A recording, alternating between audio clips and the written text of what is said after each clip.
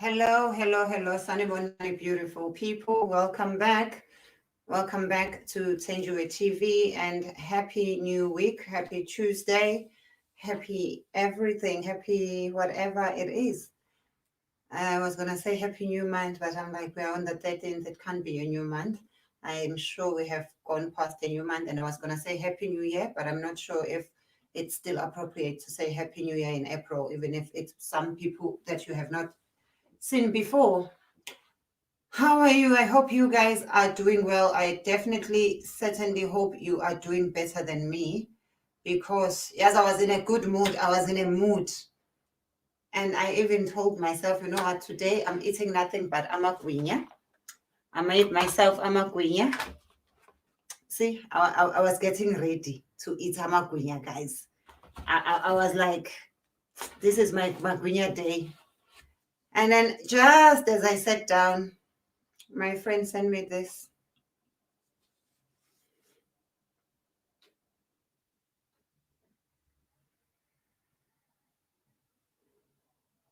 Just as I was getting ready to eat amagwinya, my friend sent me this, guys. I know I made them myself. I didn't buy them, but still.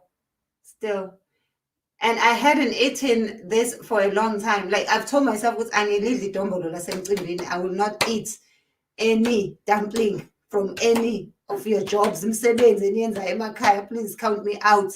Because the last time I had a dombolo was when my cousin had false nails and she was busy to shoot the flour, to shoot the dough for the dombolo, for the dumpling. Next thing, 3 of her false nails had disappeared. They were lost within the flour and we could not find them. So I do not know who ate it. So every time I go to other people's like functions and dumplings or things that I know had hands involved, and now it's just elevated it, guys. No more. Sobe ubone undiphinde. Sobe. That's how they are done with the feet. Hlanganani, no. Hlanganani, no. What's the leg? What's the feet? Oh, no, Hlanganani, no. Please don't tell me this. No, I know the hands.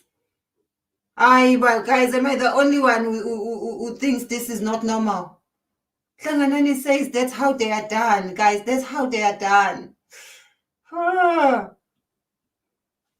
This is normal. Ngeke mina ngiyaphika.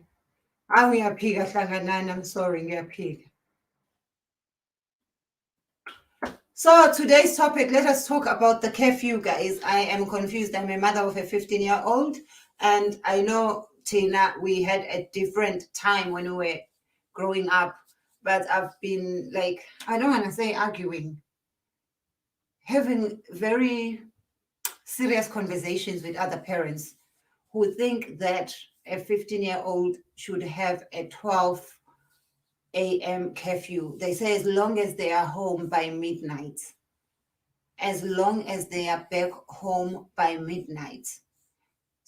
And even the law here, it says there's no tough law. Nobody's going to go to jail for breaking the curfew. But the recommended time is they must be at home between midnight and 6 a.m. So I want to know from other parents, Nina Nitin.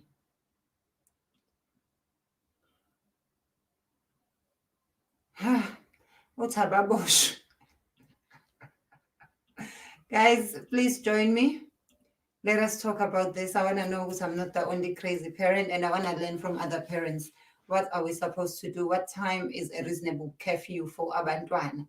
What was your curfew, and do you do the same for your own children, or have you changed ama rules for abantwana bakho? Sengifakile i-link, you just press the link and it will bring you to be live. Join live.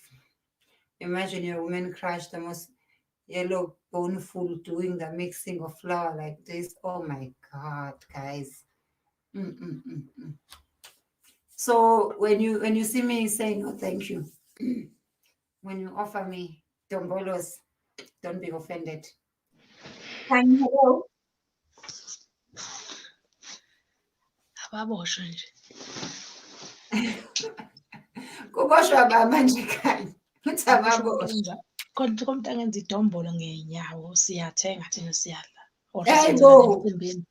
Wrong lo muntu Aza ukhiphe emansenseni uflower, ukhiphe kumansense. Hawe Jesu. Aphinda uphindisela aphinda uchofa. UnoDevin noSathane. Hawu. Hayi USathane besifazane. Yabona manje sesi-ambarisekele sonke manje. bonke abadayisi cabanga bangaka abantu abay'philisa ngabadombolo sebeliluzile nje icustomer eliyimina cabanga icustomer eliyimina ngiyithanda-ke mina into zaflower sebengiluzile kodwa Hayi mina ngisenkingeni njengoba nami ngiyathanda ukwenza uflower. Ngisenkingeni.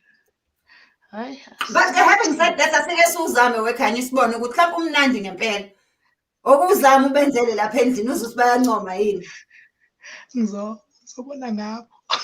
Nami wena usuthe ngalelo langa uthi hayi akuvumi usuthe ngalelo langa bafika usuyidlele vele wasutha uthi nje hayi akuvumi kade umuntu ayebona eBria kwake abafana bejahana bebambana inkunzi lo munye weqa kwakheqeka idrum elinombila labomama laba bapheka umbila kwaphuma ubhazabhaza wephenti umama walicosha iphenti wathi hayi into yami engilethela ama-custom waliphindisela phakathi futhi Jesu. Hayi cha siyawenza. Uyazi into ekudonsayo ukuthi uhambe uyothenga. Hey asiphindele kwi-topic wekhanya. Uthini ngale ndaba yey'ngane mina ngi-confused ukuthi iy'ngane fanele y'buye ngasikhathi sini ekhaya. Ebuye esikoleni. Angithi uyabuya esikoleni ezinye hambe ziyodlala isiphi isikhathi nje uthi ama-gate akwama sekhiwa akekho umuntu osazophuma. Sikhuluma ngey'ngane up to 16 years. Thina nje ekhaya kithi nje bese khuluma ngekithi ngekhaya. Ingane ngo-5 gate livaliwe ayisayi ngaphandle. So lokho ngiyavumelana ukuthi ingane ngo-5 ayisakhona ukuphuma ngaphandle na 16 na 18 uyingane uyingane. Funa ulalela umthetho wasekhaya. Ingane ebuya ngo-7 akusengane leyo ke sinomqondo omunye lo ngane. Kumele ingane ngo-5 ingaphakathi emakhaya.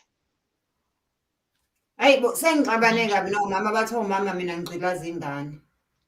Iy'ngane zibuya nje ngo-11 nango-12. I-wrong lonto lo ingane zizoganga bese bathi ingane yakho lapha kuyona gcina ise-end up ejele ngenxa yokuthi kwenze enye kade ihamba nayo bese bafaka kanye nayo ziningi iy'ngane ebuye emajele ngaleyo nto leyo.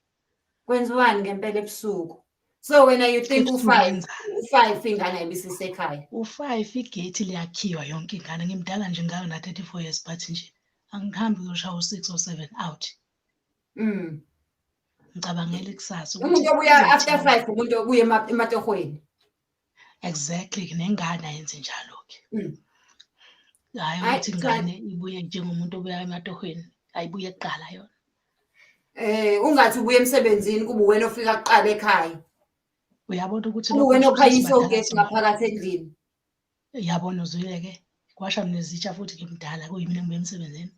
Ingane ayenza umthetho wasekhaya ukuze izokhula inengqondo yenze nayo ukuthi ikhulise iy'ngane zayo mesiyindala.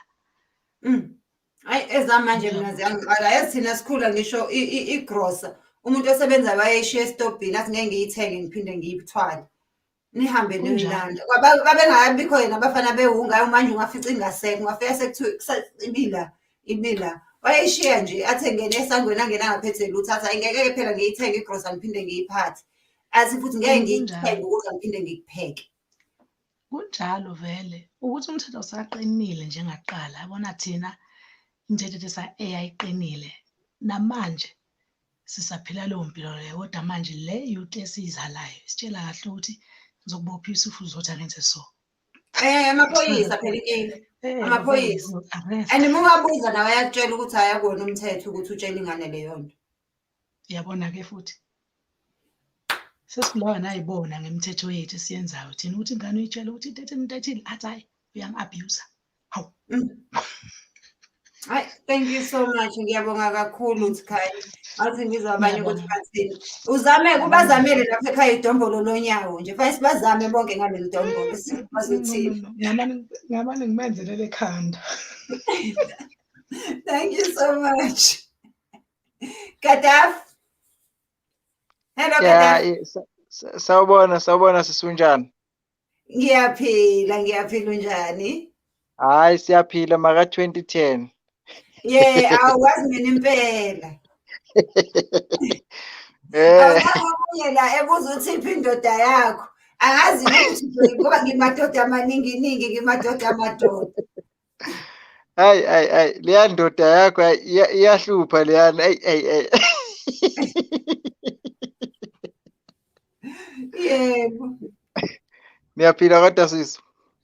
Hayi kuyaphileka bandla akufani kuyaphileka. Ngisatraumatizwe yiyona indaba yedombolo nje kodwa hayi kuyaphileka kuzodlula.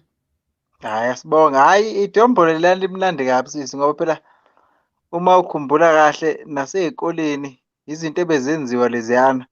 Kodwa-ke uma ngabe ukuthi-ke phela angeke phela sikhulume-ke online kanje singagcina sesikhuluma izinto ezingekho kahle.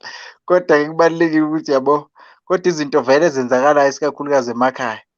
Angithi notshwala babebukhanda bavova ngabo ngentonintoni kodwa nje angime lapho. NaseKapa emawayinini baqova ngey'nyawo. Yebo Kodwa injalo. into enjena ungangayibona. Ya angithi notshwala uma ngabe benziwa angithi bavova ngamajesilini. Into efanayo. Hey, asiyeke abantu bazosuke bengabe besawa-support ama-local business. Asiphinde ngane ukuthi sithini ngalezinto yey'ngane ngempela.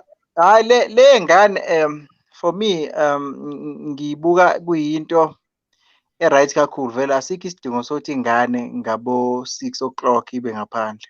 Yabo nje mina kwami nje ayikho ingane nje ngo-4 esuke isingaphandle kwesango ngoba ifane yazi into eyodwa ukuthi lapha ekhaya kithi kusekhaya kithi futhi-ke uma ngabe yihlala khona kufanele zazi zizothatha umthetho wami. Ukahulumeni umthetho uma ngabe zithi zihamba nawo azihlalele emgaqweni, hhayi lapha kwami. Ngoba phela uma ngabe ingane ungayifundisi ukuhlonipha wena umzali kuchaza ukuthi ikusasa lelo ngane uyayibulala. Ngoba phela uhulumeni angeke akuqoqele ingane athi ayitshele ukuthi ayenzeni. Into ozoyitshela ukuthi kuphela wena unelungelo. Leli lungelo engalazi ukuthi lisebenza kanjani. Yebo siyazi kunelungelo kodwa phela kufanele umuntu abe abusive elungelweni lakhe ali-abuse nje ilungelo. So izinto nje ey'balulekile ingane nje ngo-4 kufanele ibe isisekhaya isibhizi nje ngomsebenzi wesikole uma kukhona umsebenzi wesikole uma mhlawumbe ukuthi ngoba phela iy'ngane ngeke ukuthi-ke zizopheka cha. Kodwa nje into ebalulekile ukuthi uzifundise umsebenzi ngoba ingakho bethi abazali bethu-ke kithina uma ngabe uhamba bethi abafweni baphambili. Yini ndaba besho njalo? Uzobe usuhamba usuya lapho uyofuna umsebenzi, usuyophekela, kanti uphekelwa ekhaya kumnandi. Manje ngalesi khathi sokuthi iy'ngane uma y'buya ngo-6 zizokufunda nini ukupheka, zizokufunda nini ukuwasha, zizokufunda nini ukwenza umsebenzi wasekhaya ngoba ngelinye ilanga zilungiselela ikusasa ukuthi zibe abantu abangcono futhi ziphile kahle. So manje uma ngabe kuwukuthi-ke siyazibulala sithi nabuye nango-10 ebusuku, okay azibuye ngo-10 ebusuku kodwa kusasa ngeke zibe abantu, injalo nje. Hhayi ngiyabonga kakhulu, hhayi ngiyabona ukuthi kushuthi angihlanye kodwa mhlampe-ke basakhona abazongena basitshele ukuthi hhayi bona babona u-right lo 12 midnight nalabo 11 ebusuku abashiwoyo.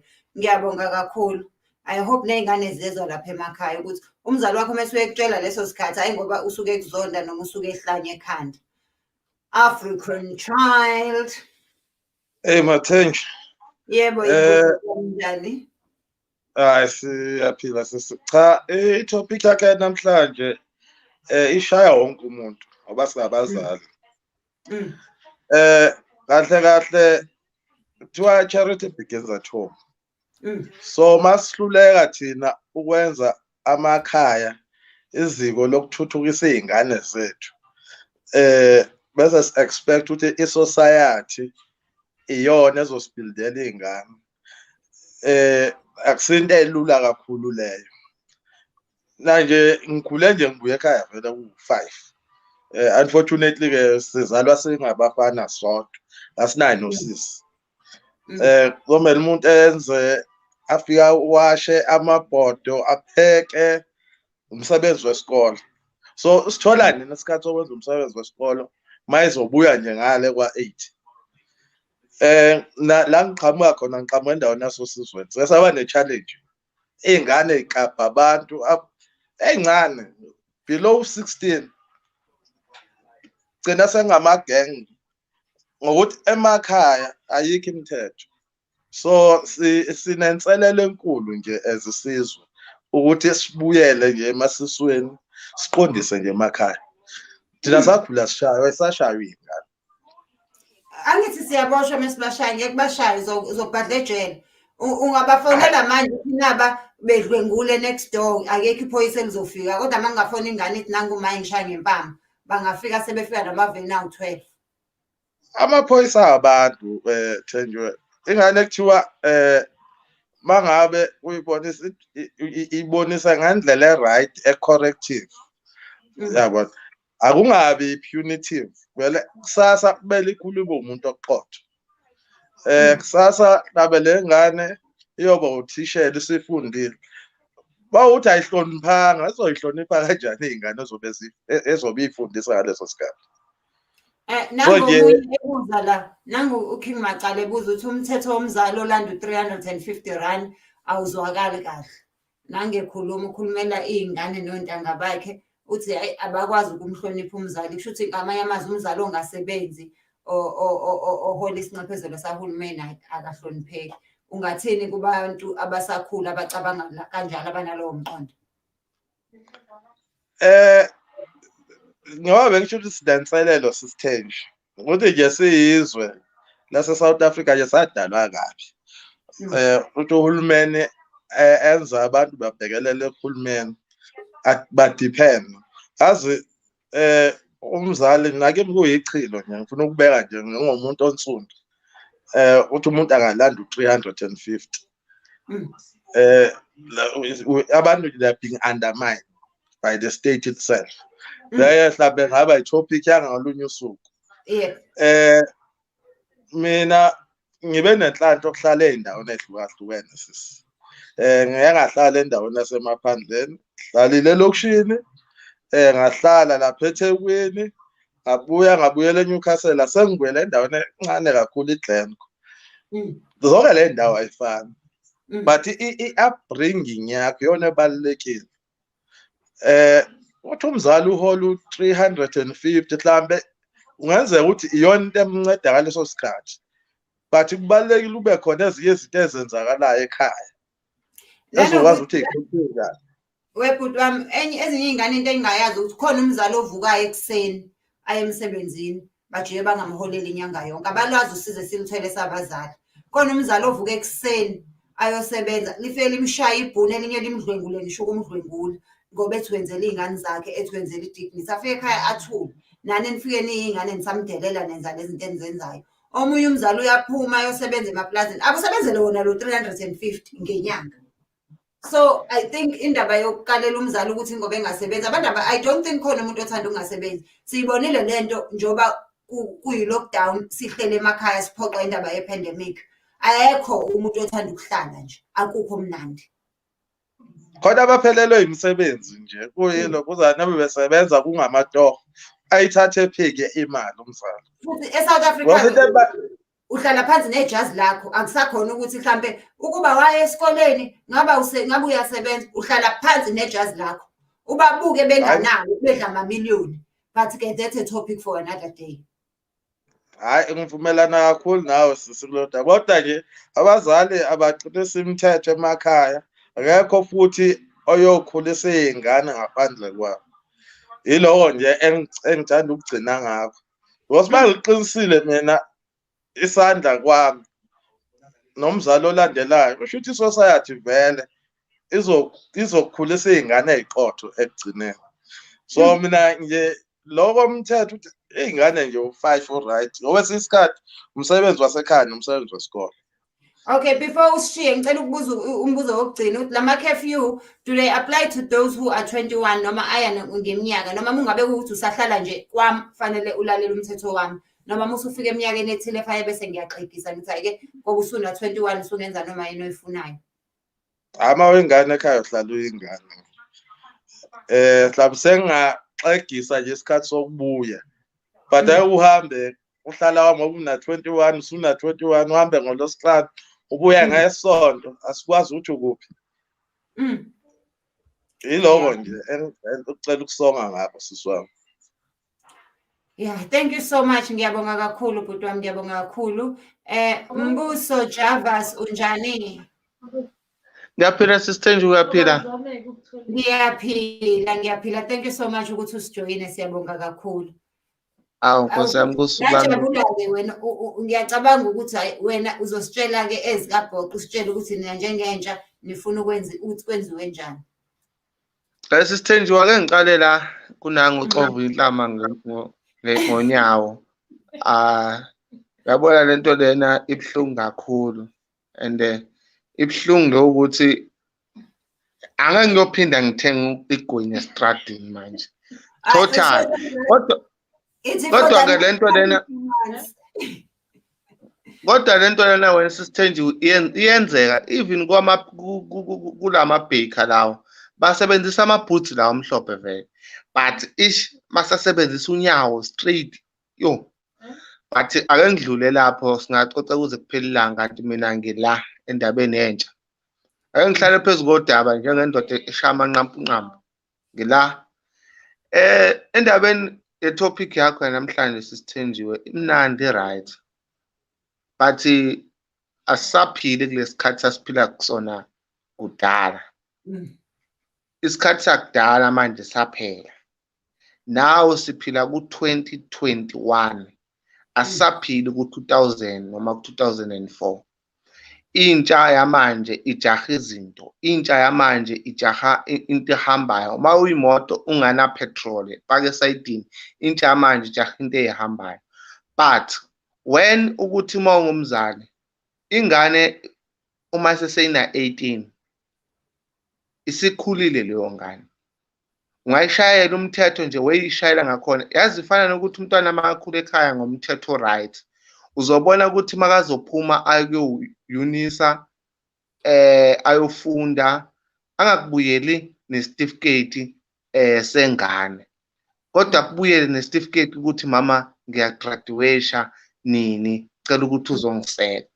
But ingane mawuzoshayela umthetho from 1 until 18, how about ngalesikhathi izobe ingekho kuwe iyohlala eyunisa, iyohlala phakathi, iyohlala iyoba iqala manje iyiphathe ke manje.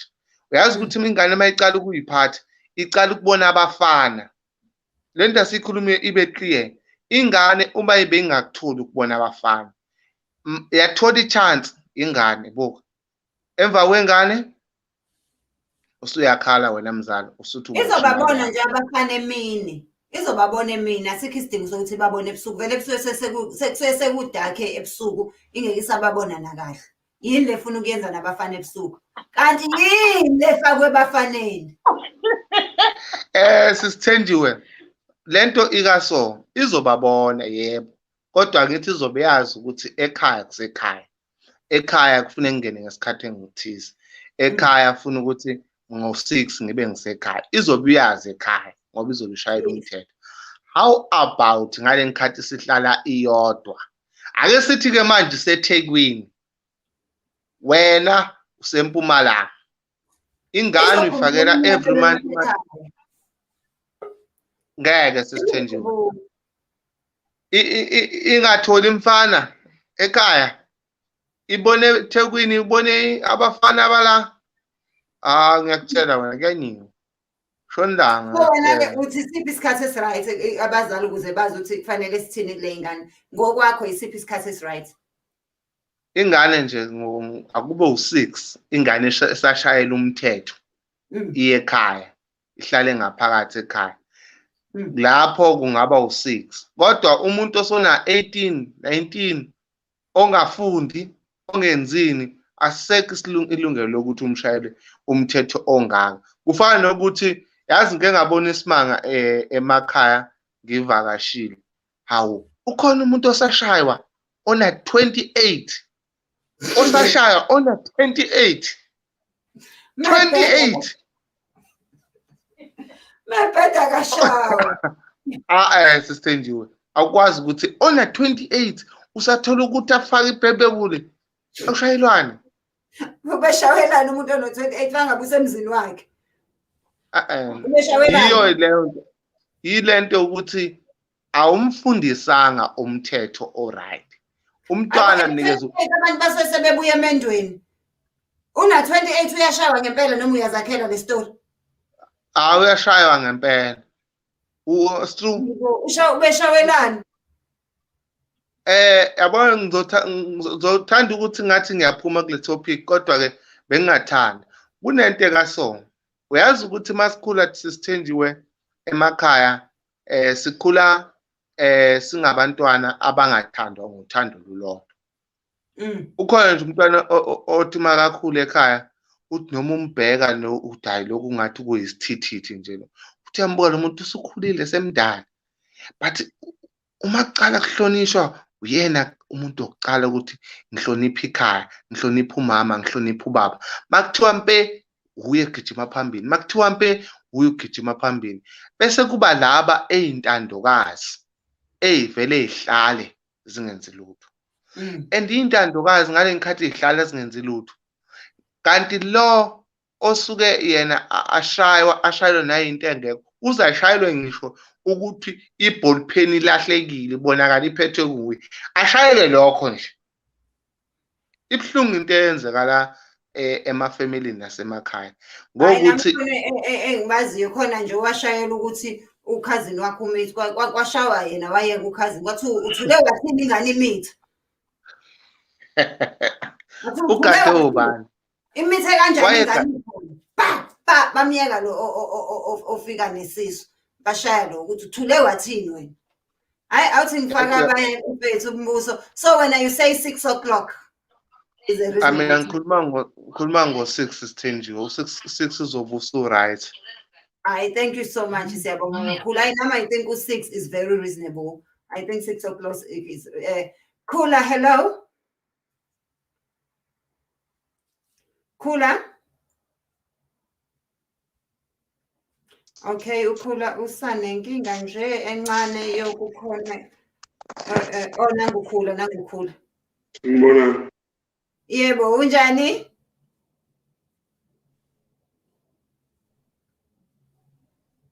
Yebo Khula. Kwenzani?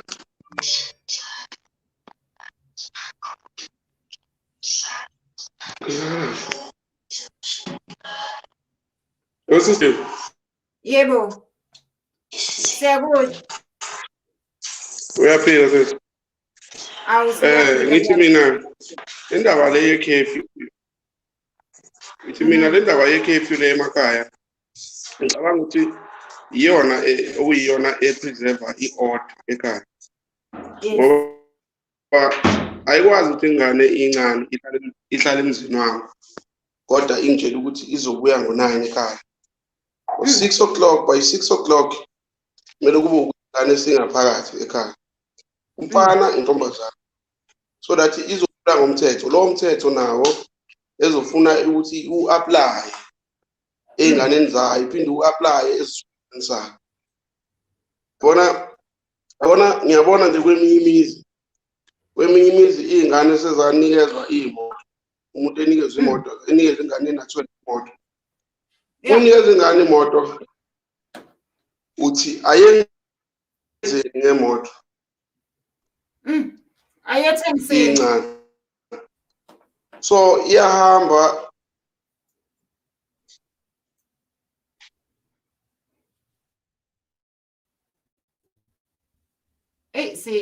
siyaluzana lana siyaluzana. iyahamba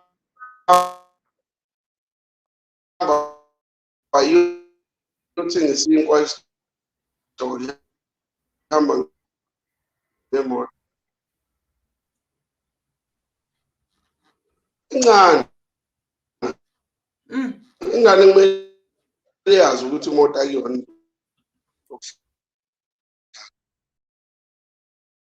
Samluza ulokhuzana kodwa ngiyaweza amaphoyinti akhe ukuthi ikhaya liba ne-order uma linomthetho. Indaba ye-curfew iyona eyakha umthetho ekhaya. Bayakhala bathi angifake omama nothando nqumalo sawubona. Unjani? Ngiyaphila unjani? Ngiyaphila ngezizitsha ngapha ngimamele nje. thina siya-multitask singabafazi Nkosi yami. Yes.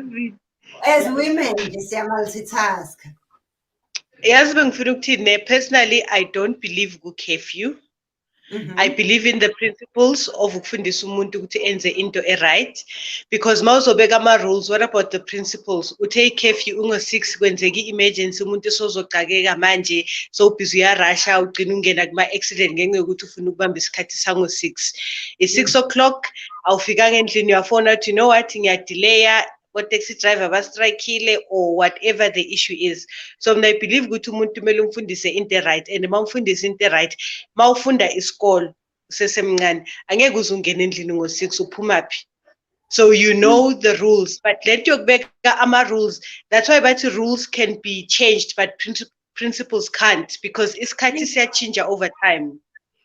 So isikhathi samanje Okushuthi ngamanye amazwi fanele noma ngimtshele umntwana ukuthi mina ngithanda ukuthi ubusula ekhaya ngo-6 ngimtshele nama-reasons kungabe ukuthi ngobi kwami la ekhaya uzozwa ngami ukuthi ubuya nini ukuze mekwenzeka.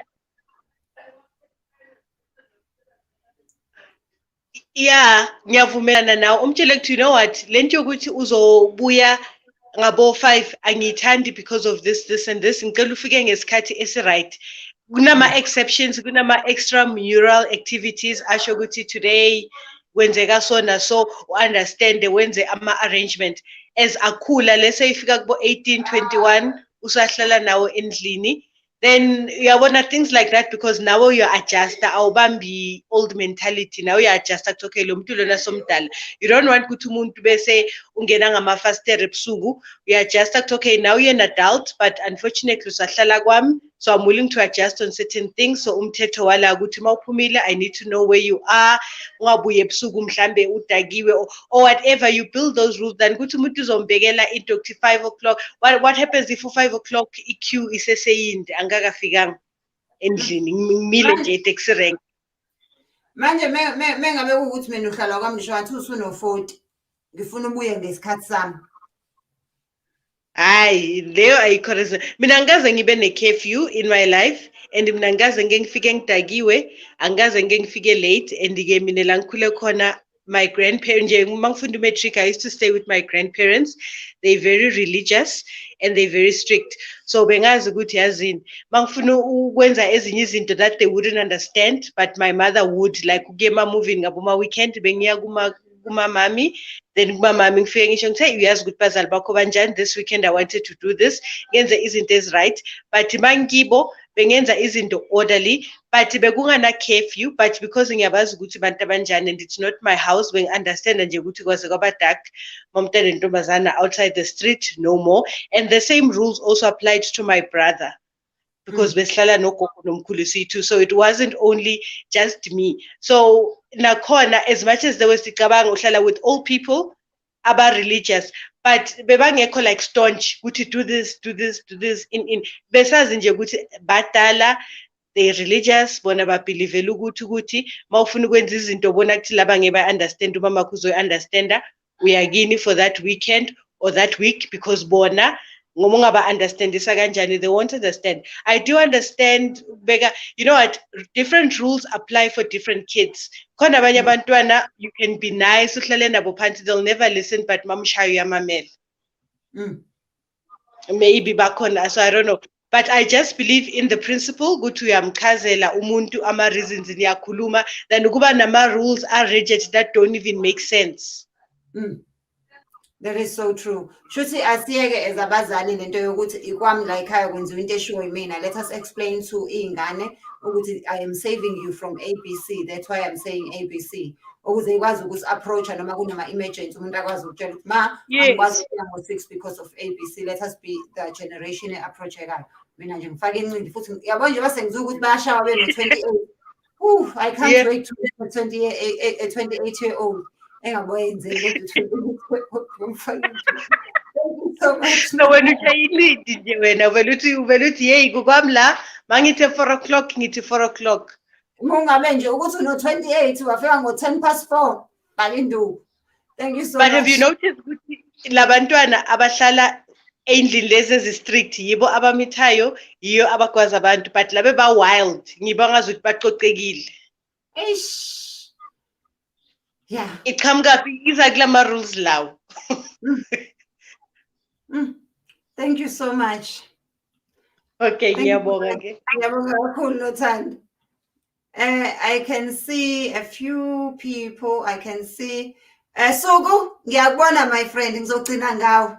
Let me, because I love you. Yazi uzongithethisa. Spesihle, hello. Sister nje sanibona njani? Uyaphila unjani? Ngiyaphila. Mangiqale nje ngixolise ngamakhamera lawa belungu. Hayi. Ngisabathe ngiyazazi. Hayi, is never knows me namhlanje. Ayifundi impela ukungibonisa. As long as sikuzwa nje message siyayithola. Ngingena-ke ngezi lalo ukuthi ngiyamuzwa-ke usisi Nothando nje bephuma ukuthi ukhuluma-ke indaba yama-principles nama-rules ukuthi kunomehluko, but in all honesty, that's just semantics. It's actually the same thing. It's relatively the same thing. I say this because ama-principles umwabeka, it's basically an understanding between abantu ababili ukuthi la ekhaya kusetshenzwa kanje, same as the rules. The only thing engivumelana naye ngaye usisi Nothando ukuthi kungabi-ke mhlampe nesikhathi esi-specific esibekwayo ukuthi ngo-6 o'clock la ekhaya liyavalwa igate. Mina ngivumelana nokuthi kuthiwe nje mhlampe i-sunset, because ayahluka amalanga, ne? Yes. And mina ngikhulumela lento ukuthi ngibona isikhathi esesiphila kusona manje ngey'ngane ey'thunjwayo, ey'nyamalalayo ekungaziwa ukuthi zikuphi, yabo, sinenkinga nje la manje enkulu kabi kuleli zwe lethu. So ukuyivikela iy'ngane sesingahle mhlampe siqale ukukhuluma nabo ngakho lokho ukuthi ngizama ukuvikela wena ukuze ngazi ngaso sonke isikhathi ukuthi ukuphi. So make sure ilanga la ekhaya, uma ngabe lishona ngo-5:30 tough, because njengoba manje singena ebusika ilanga 5:30 liyashona, ukuthi ingane ibuye ngo-6 isabuye ebumnyama, yabo, which means kuzodala i-confusion endlini ngendaba esikhathi. Uma ngabe mhlampe-ke ubavumele ukuthi babuye uma ngabe sekushona ilanga, ukuthi uzobeka nje ukuthi la ekhaya kuvalwa amakhethini, anazovalwa iy'ngane because kukhona izinto engifuna niy'funde ezenziwayo entambama, njengokulungisa ukudla kwakusihla nako konke lokho. Makube ukuthi kubekwa in that way. So usisi Nothando ngiyamuzwa uma ekhuluma indaba ukuthi uma ngabe mhlampe kuyenzeka ukuthi umuntu ustakile e-taxi rank useshayile u-5 kuba nama-panic ayenzakalayo, but lokho kwakwenzeka ngiyacabanga ngey'kathi zethu kungekabi nama-communication devices. Manje iyakwazi ingane ukusho ukuthi hhayi-ke ngise-taxi rank, awekho amathekisi okwamanje, so ngiyabona ilanga seliyashona, so mhlampe sengizofika emva kwesikhathi, mhlampe uma ungangihlangabeza-ke endaweni so ngoba ngizofika sengathi sekuhlwile, so uzongisiza-ke sihambisane, yabo. Bese-ke kulolu daba lakhe lokuthi-ke ukhule nogogo and bebesebenzisana ngale ndlela esebenzisana ngayo, yinto enhle yona, iyazwakala-ke futhi ukuthi vele esikhathini samanje kumele sikhulumisane nazo iy'ngane. Kodwa-ke kule phuzu lokugcina lenzile, heyi, linzima kakhulu lelo ukuthi iy'ngane oku-strict la iqhamuka khona yize ivamise ukukhulelwa. Lokho kudalwa ukuthi uma zithola ithuba zibe seziyalisebenzisa at all cost, but between the two umehluko awukho kahle kahle. The only difference ukuthi laba akungenayo imithetho emakhaya bavamisile ukuyenza leyo nto, and ngoba uwumzali, because wazi ukuthi ingane yakho la ekhaya ingena ngo-8 ngo-9 ngo-10, awuvamisile ukuyibuza ingane ukuthi uqhamukaphi, bowenzani nobaba. So sokuba yinto kungukuthi bayijwayele, mhlampe uyahamba uyolala namantombazana ena-14 noma ena-14 elala nabafana, useyijwayele leyo. Umehluko between umntwana wala ekhaya onomthetho nalo ongenawo ukuthi lo onawo uma umnike lelo thuba elincane lokuthi ephume la endlini ungekho, uyolisebenzisa bese kula kwenzakala amaphutha khona. So kula ngicabanga khona ukuthi kumele singathi siyibamba lapho-ke sithi nje uma ngingekho kwala ekhaya musa ke ukuthatha lelo thuba uhambe ke uyokwenza ovamise okungakwenzi la ekhaya ngoba uzobe sewenza amaphutha lawo engizama ukuthi ngikuvimbe ukuthi ungafiki kuwona yabo. Uyihlalise phansi ingane uyi-understandise because ngiyakhumbula ukuthi nami uma wami nje impela use-strict namhlanje. So leyo mithetho sisayibambile ukuthi nami mangiye ekhaya ngimdala ngingaka nje isidingo sokuba ngaphandle mase lishonile ilanga angisiboni namanje ne kungisizile lokho yebo. Uyachazelwa.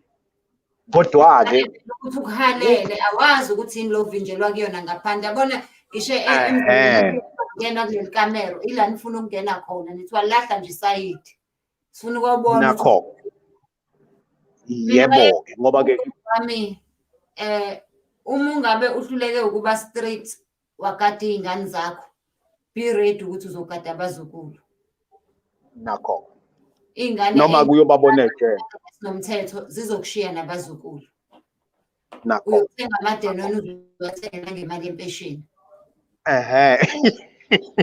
and ziwadla impela nje ziwadlisa ukwenestab uthengile impela yabo. So ke kule phuzu-ke lokuthi imithetho bengisayilandela nganginothisa ukuthi umama engekho ngangilithatha lelo thuba lokuthi ngike ngiyobona ukuthi yini le ngivinjelwa yona ngaphandle okuwukuthi ngibona kubungozi la bekukhona khona. Mhlambe mina sengisindele nje ukuthi ngangumuntu vele osabayo ukuthi induku iyakhala ekhaya.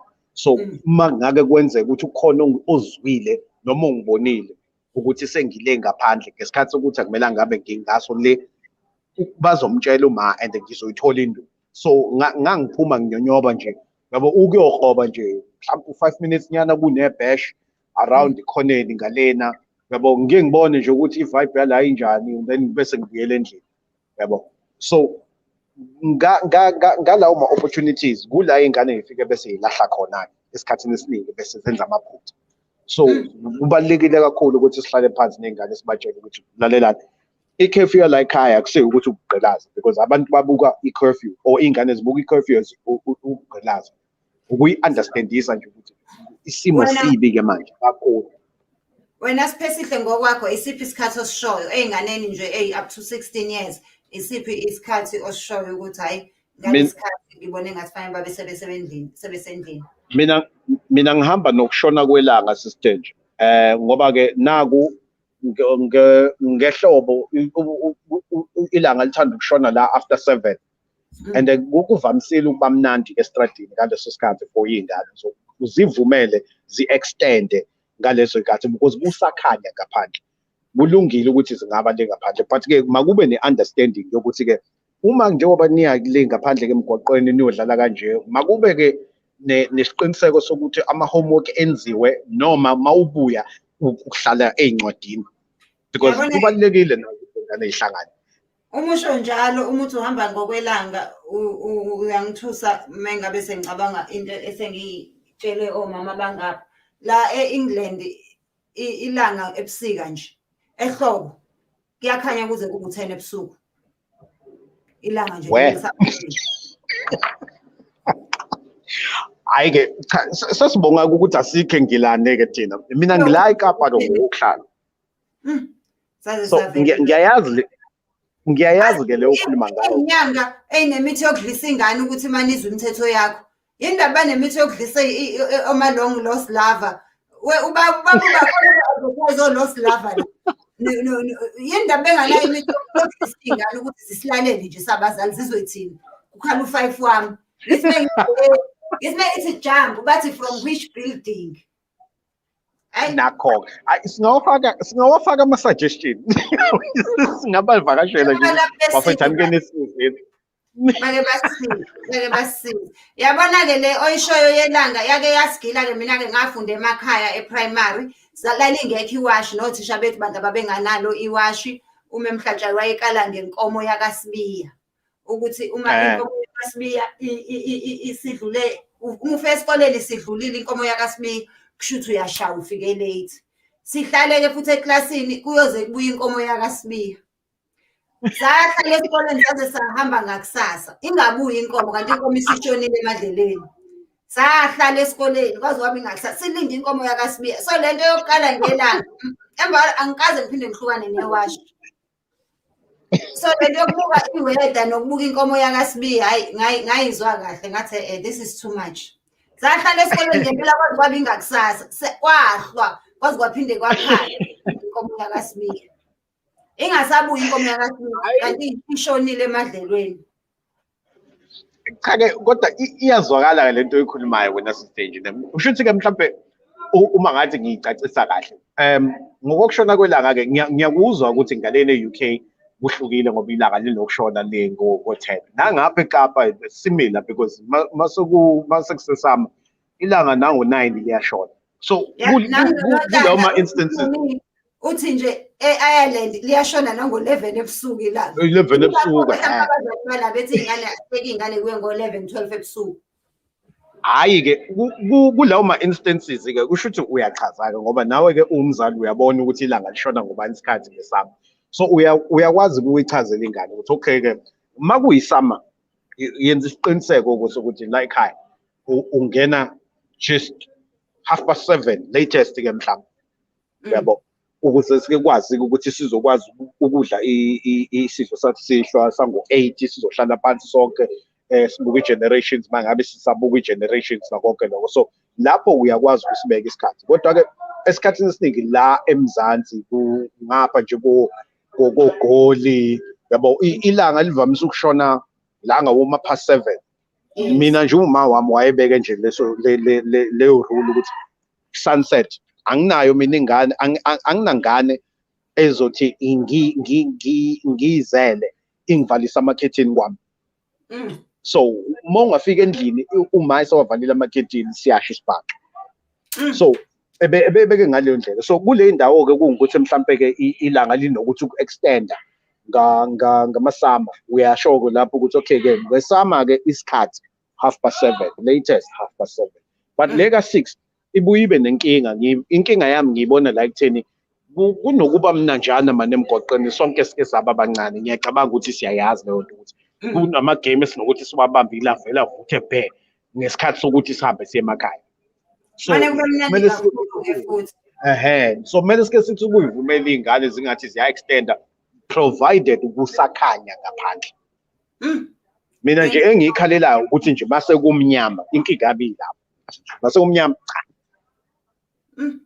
thina-ke sinomfana wasekhaya sasihamba siyolishintsha iwashi siliphindisele emuva ngelinye ilanga wathi uyolishintsha kanti uzofika yabo kanti uzofika sekuwu-12 iy'nduku seyihlangene alanga kanje wathi alibulawa ngayimina angithi usebona induku iyodwa akayiboni lenye wathi alibulawa ngayimina iwashi angazi libulawe ubani ucabanga ukuthi uselibulele kanti iy'nduku iqondene ziyaganga lezi ngane I think sikhuluma nazo and-ke yiko-ke lokhu engikushoyo nasisite nje ngalokubeka isikhathi kodwa nawo bayabuye bakuhlakaniphele phela bavele bakwenze nje lokho umuntu avele athi kuthiwa la ekhaya ngo-6 ngizosiphindisela emuva isikhathi nge-hour so ngazi kahle ukuthi ngizofika la ngo-7 iwashi la ekhaya lizobe lithi ngo-6 and angeke ukwazi ukuyishaya-ke ingane phela manje kunjalo noma uyikhuze-ke uzokhuzani ngoba ubuka iwashi but baba lithi 6 Hayi, thank you so much. Awuthi ngizwa abanye ukuthi bathini. Ngiyabonga kakhulu Sihle. Thank you so much for your contribution. You talk sawubona. Yebo sawubona kunjani? Ngiyaphila unjani? Ngiyaphila. Yazi uface kodwa kulutho ngisihanga ivoice. No nginenkinga man kubavele bathi load shedding. Okay. Ethi ngikhulume fast network ingaze iqala into zayo. Yazi namhlanje ade ngikhuluma nomunye umama uthi kimi hey yazi ingane zami yabona nje mengafika mangabe kuthiwa angishiyanga ibreakfast zizongifonela bathi yazi ngishothi bawuthenga ngesinkwe endlini bathi ke ayi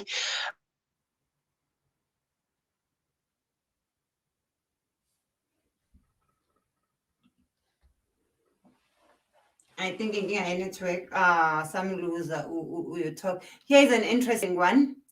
Uti Uditim Tembo Adams, your topic is quite interesting. I'm listening to all the views talking, but Then my question is, you come home earlier by 5 p.m., but then you are sent to the tuck shop to buy something, and you find that there's a queue, and you'll have to wait for about 20 minutes. It will already be dark by then. And what do you call that? Because you come home earlier and you still get a beating. Yo! You can't control the queue. I think that's very unfair because you can't control the queue. If your parent wants you at home at a certain time, then after that time, they shouldn't be sending you to a tuck shop. That's gay. Sukumaya Mackenzie, please unmute yourself. No, I'll keep on muting myself. How are you? I'm good. Eating in mute. Hello, TV. You are saying me. I need to come and rate your sunglasses, yes? I'm planting shine up brown. Angiyeza ngizolanda ama-sunglasses before udona ngihlula wathathe wonke. No, ngizawuhambisa next door. Ngiyakwazi wena ule magic. Yeah, at least when Sugu, you raised abantwana la in Britain. How was it different for you in the Bayama curfew back home and here? Yeah, Thenjiwe, do you know, if I think of the way that woman, do you know Umawami when we were growing up? Tina, I think one, she didn't agree with friends. About 12, 10 years, do you know that woman was going to end leaning of 4 p.m. Ati kunetega 4. Ati wonke umntwana kumele libe seligezela cleaner nathi tega 4 you don't go out. And you'll be watching abanye abantwana phandle. But let me tell you inkinga manje yabalapha. Because she was doing that, nangase ngibonile ipholi yabona nqali upstairs lapha.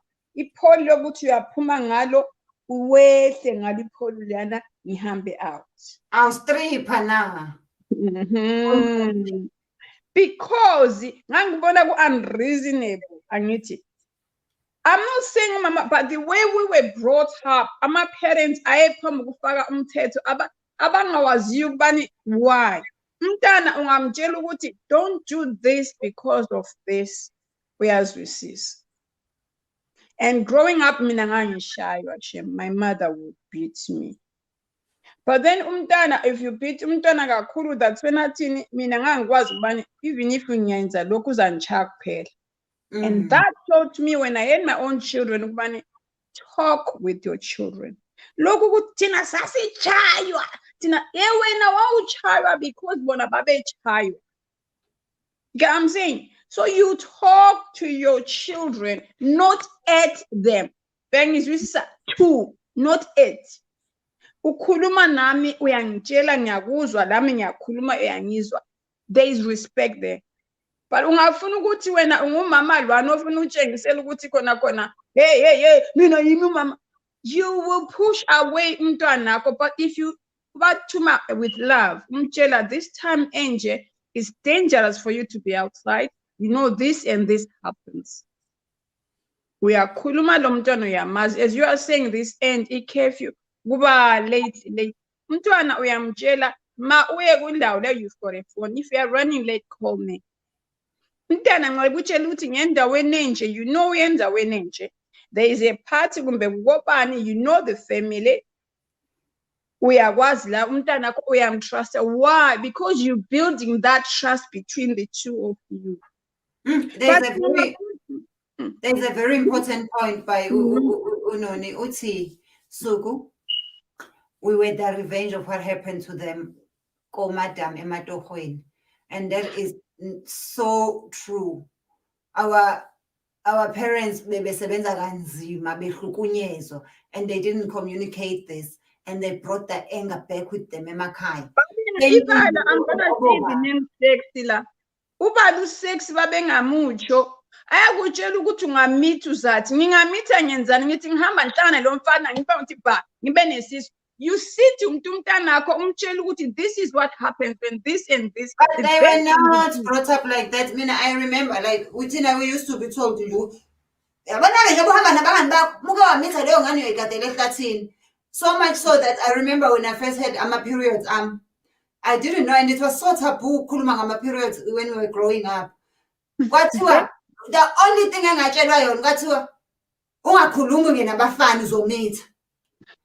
Kwafika ubhuti wami wathi uyangikhulumisa ngangishaya ngezandla ngisaba ukuthi ngizomitha uma ngeke ngakhuluma naye ngangishaya i-sign language ngayifunda lapha i-sign language athi ukuthi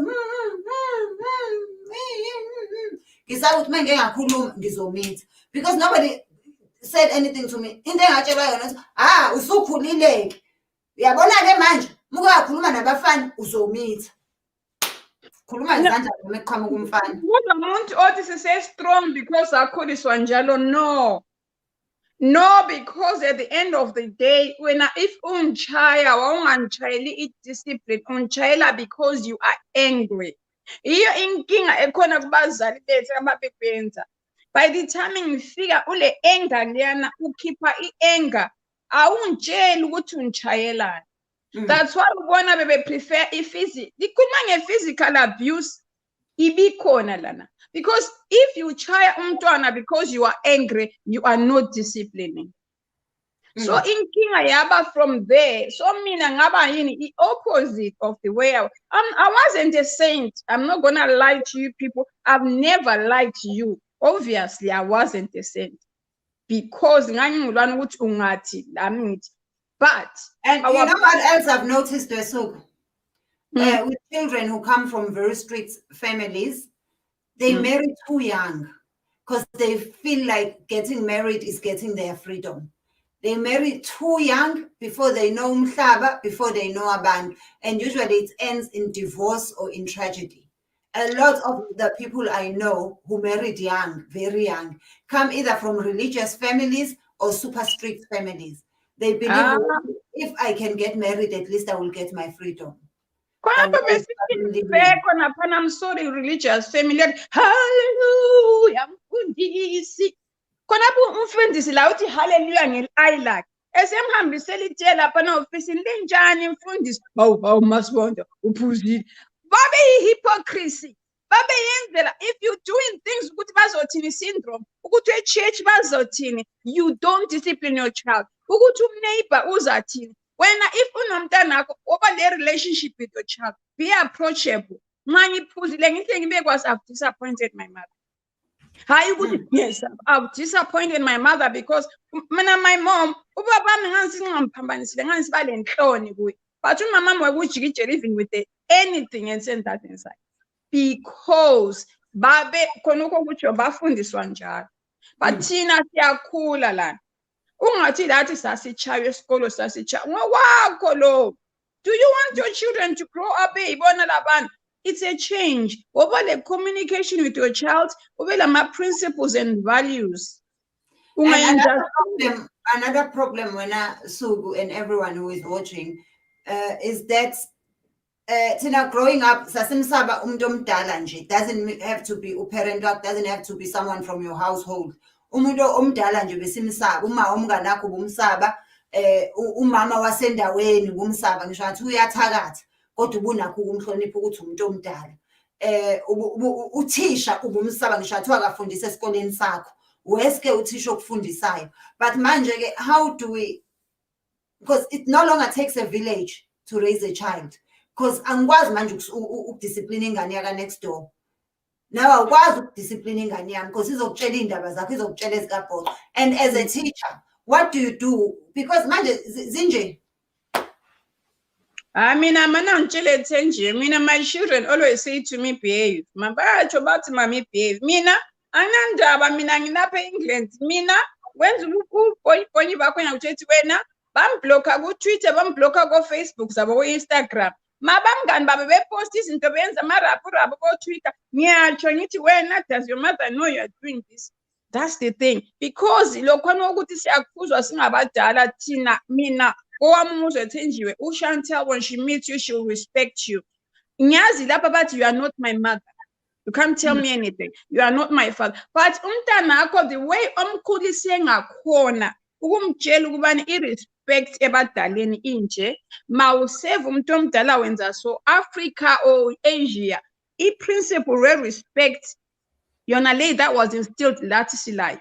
That's why I kept noma ungaba ngu-prime minister you teach your children. So bona laba sebenza njalo kuya ngendlela omfundise ngayo ekhaya kwakho ukuthi umuntu omdala ungamtshela ukuthi yazi umasibanda lwana uhlanya umbona injani umasibanda unyeya lo mntwana phela ama-parents athi sitezanyeya lo mntwana bakhuluma ngomama wangalwa next door in front of umntwana. How do you expect umntwana to respect mama wa next door? Kodwa wakhuluma ngami ngingale he umbonile umasibanda kunje umntwana uzaba kwasi ngizwile ukuthi umama kushithile. But as parents siyafundisana and enye inkinga yokujaja ama-parents ukuthi umntana mayenze something umzali wakhe unje because yikho kwenza kuphushe ama-parents to compete into engekhoyo. Mzali umntwana asitho yakho leyani ukuthi owami unje ngumuntu is a human being, they will have errors, they will make mistakes. So ungangizondela ukuthi ngiyangithe ku-next door wena nxa ngile nkinga ngiphambanisile akube because for my good interested heart, not ukuthi ngenxa ukuthi umasibanda wonke abantwana bakasibanda banjani. No. So okwabo curfew okufundisa abantwana, we need to learn ukuthi respect is earned. You talk to your child umhloniphe akuhloniphe. Yes, at the end of the day I am the mother, ngiyakwazi ngikhulile kangawo, but ngikhuluma lawe ngendlela yokuthi nxa ngizondile mina I just say I don't want to see you on my face. Uhambile. Because ngaqalisa ukushouta vele wenze so I'm just making noise. Ngumfazi lwanosemkambo lwanoshawutana lo mama lwana. I'm not making sense. But nxa ngikhamu ngiyakhuluma lawe ngikutshele what you did, this was wrong, this is this. Akungabo ground akuyikuthi ngikuthathela ifoni yakho ngiyakutshela ngicela ifoni yakho. Ngiqedile. Angithulisani lawo. How did you cope with abantwana lana? What time was curfew? At what age? Mina Thenjiwe ngikhumbuze enye into mina ngifika lapha Thenjiwe phela ngake ngacelebrate Halloween jo ngathengela umntwana icostume lena kwakule nto ngani ligazi lokhona ngisithi igame kakhona if I think of it lana. But Thenjiwe ngiyakucabanga ngakuthenga khona umntwana ngagqoka lamphela imask liyane lamatongi lokhona kwakosatani. Thenjiwe ukuthatheka celebrate uSathane. Ngangichabsalayo yazi ngichabsalayo udevil ngithi chaps lawe celebrate Halloween bathi Halloween ba celebrate bagqoke sokwababulala. Kade sebefundile bayazi. With my children ngaqalisa ukukhuluma labo different things from a young age.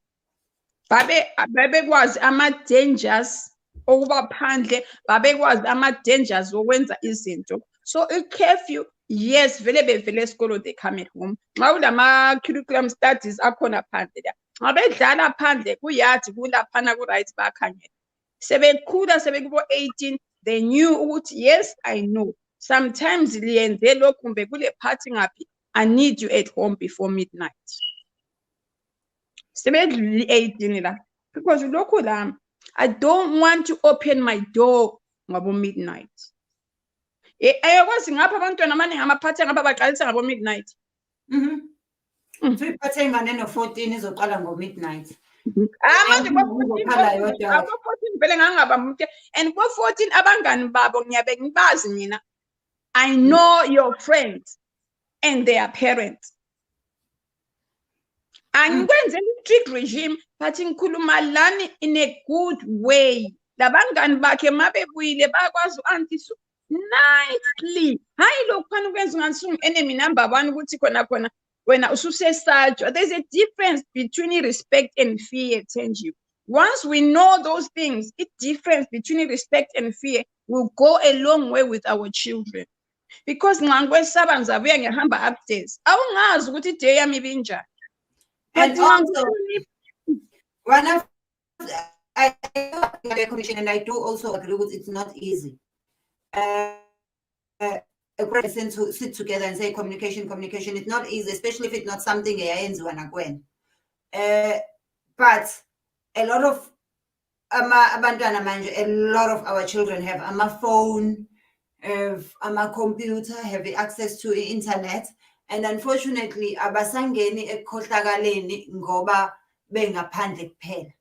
These are now the things that happen. Uhleli ekhaya, kanti umuntu uhleli ngale kamereni udayisa ama-drugs or uhleli ngale kamereni udayisa umzimba. Bayakwenza ngama-phone. Actually, there's going to be a very good talk that I would like you guys ukuthi nijoyine. When is the talk, Suku? It's on the 15th nge-Thursday. Iyaqala ngo-5:30 UK time. I-Africa which would be 6, iyophela ngo-7. We're discussing on keeping children and young adults safe online. Siyobe sikhangela grooming. Kulabo grooming, kulabo sugar daddy lapha groom umntana akho amtshele this and that. Umntwana angene ku-site, you don't know. Lina abanye you use gadgets as your babysitters. Umntana ubuya lo msindo, take that laptop. Uyagcina engene ku-site engayisiyo. And kule cyberbullying, abanye they are bullied to even suicide. So we are discussing Actually, parents, so we want you there. Abanye mankazana bafana, don't share nudes. Angazathi mtshengisa lokho uya ku screenshot lu boy. Next is trending ku Facebook. Khathesi ukhona umntana bamtrendelayo khathesi. And umntana lona la akhona uyabe feel suicidal because uboy ukutshelile ukuthi send me ku WhatsApp awu delete. Whatever uboy akutshele wakuthembisa ibhalo wakuthembisa ukuthi uyakuhambisa kuphi, don't send the nude. And lingayenzi lento ethiwa phone sex libancane linkani. Discipline embuya ngayo yona le. But apart from that, blessing, respect your body, respect yourself. When I'm saying don't listen to what you don't. When we want to think about it, do I want myself to be, oh yeah, this is the event, ladies and gentlemen. It's gonna be on the 15th. Nankama speakers. Hey guys, Zinto Zinzima, this Thursday, please do join. I will share on my social media platforms. These are big problems that we are facing in our various professions, guys. England, England. And I don't know, I don't want to say England because my experience has been here. Most of it's cause where I see these things is when I'm here, but Angike Kai is Kasesit. So I'm sure we are all experiencing the same thing. But at 12, guys, they are preventer. Did you know Uguti uhulumeni doesn't need your permission? That's why it's important to preventer. Uyambuza athi is pregnancy, do you want it or you want abortion? Ayahamba ayo aborta bathi ule right. They will not tell you as a parent. Uthola ukuthi wena uhleli nengane uthi yabuya ngo-6 and abakwenzi ngoba kuthiwa uNkulunkulu wenza ngokuthi kumithwa after 8 ukuthi if you do it of after 8 then you will be pregnant. So children can still do it during the day. They can do it at school and this thing takes a minute. And it gets like when you look at these children, you will find that they come from very strict families. Yeah, that's what know this is happening. And these things have been happening. The only difference now, ukuthi sekunamafoni ziyashuteka ingane igcine itrenda kuma social media. But as a parent, I think it's important to communicate with your child because if angazi ukuthi why we are 6, they might as well but we after 4 days. Because later after 8, and what can I do at 10 p.m. that I cannot do at 10 a.m.? Yes, they do that as well. Because that's why it's enjoying it. Wait. Police. Hi, what happened to your kids? Just for Christo. Don't do anything. Sure. I need it.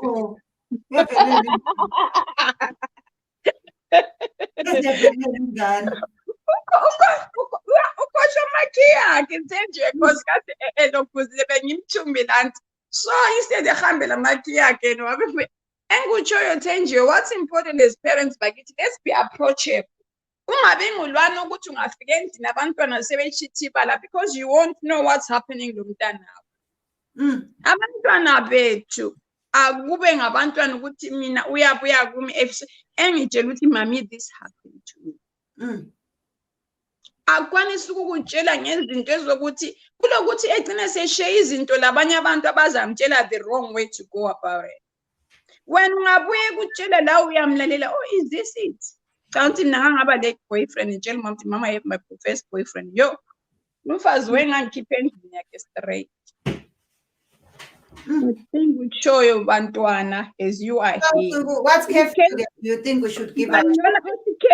African child, no. When you to me, like shop late than latte out. so yena ukhosi amakhizi akhe angithi lo ukhulile lo Thenjiwe mas. Let me add ulungile and see ukuthi uthini uma lungi kade bengifundekela la bethi bizulungile ngithi mina senenze ngathi ulungile udohoza la ekhaya uyozange ngishaye mina ulungile athi hey angisawazi nokwenza izinto zakwami.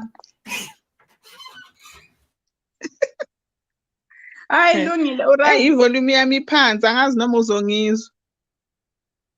Hayi lungile ngene ubatshela abantwana.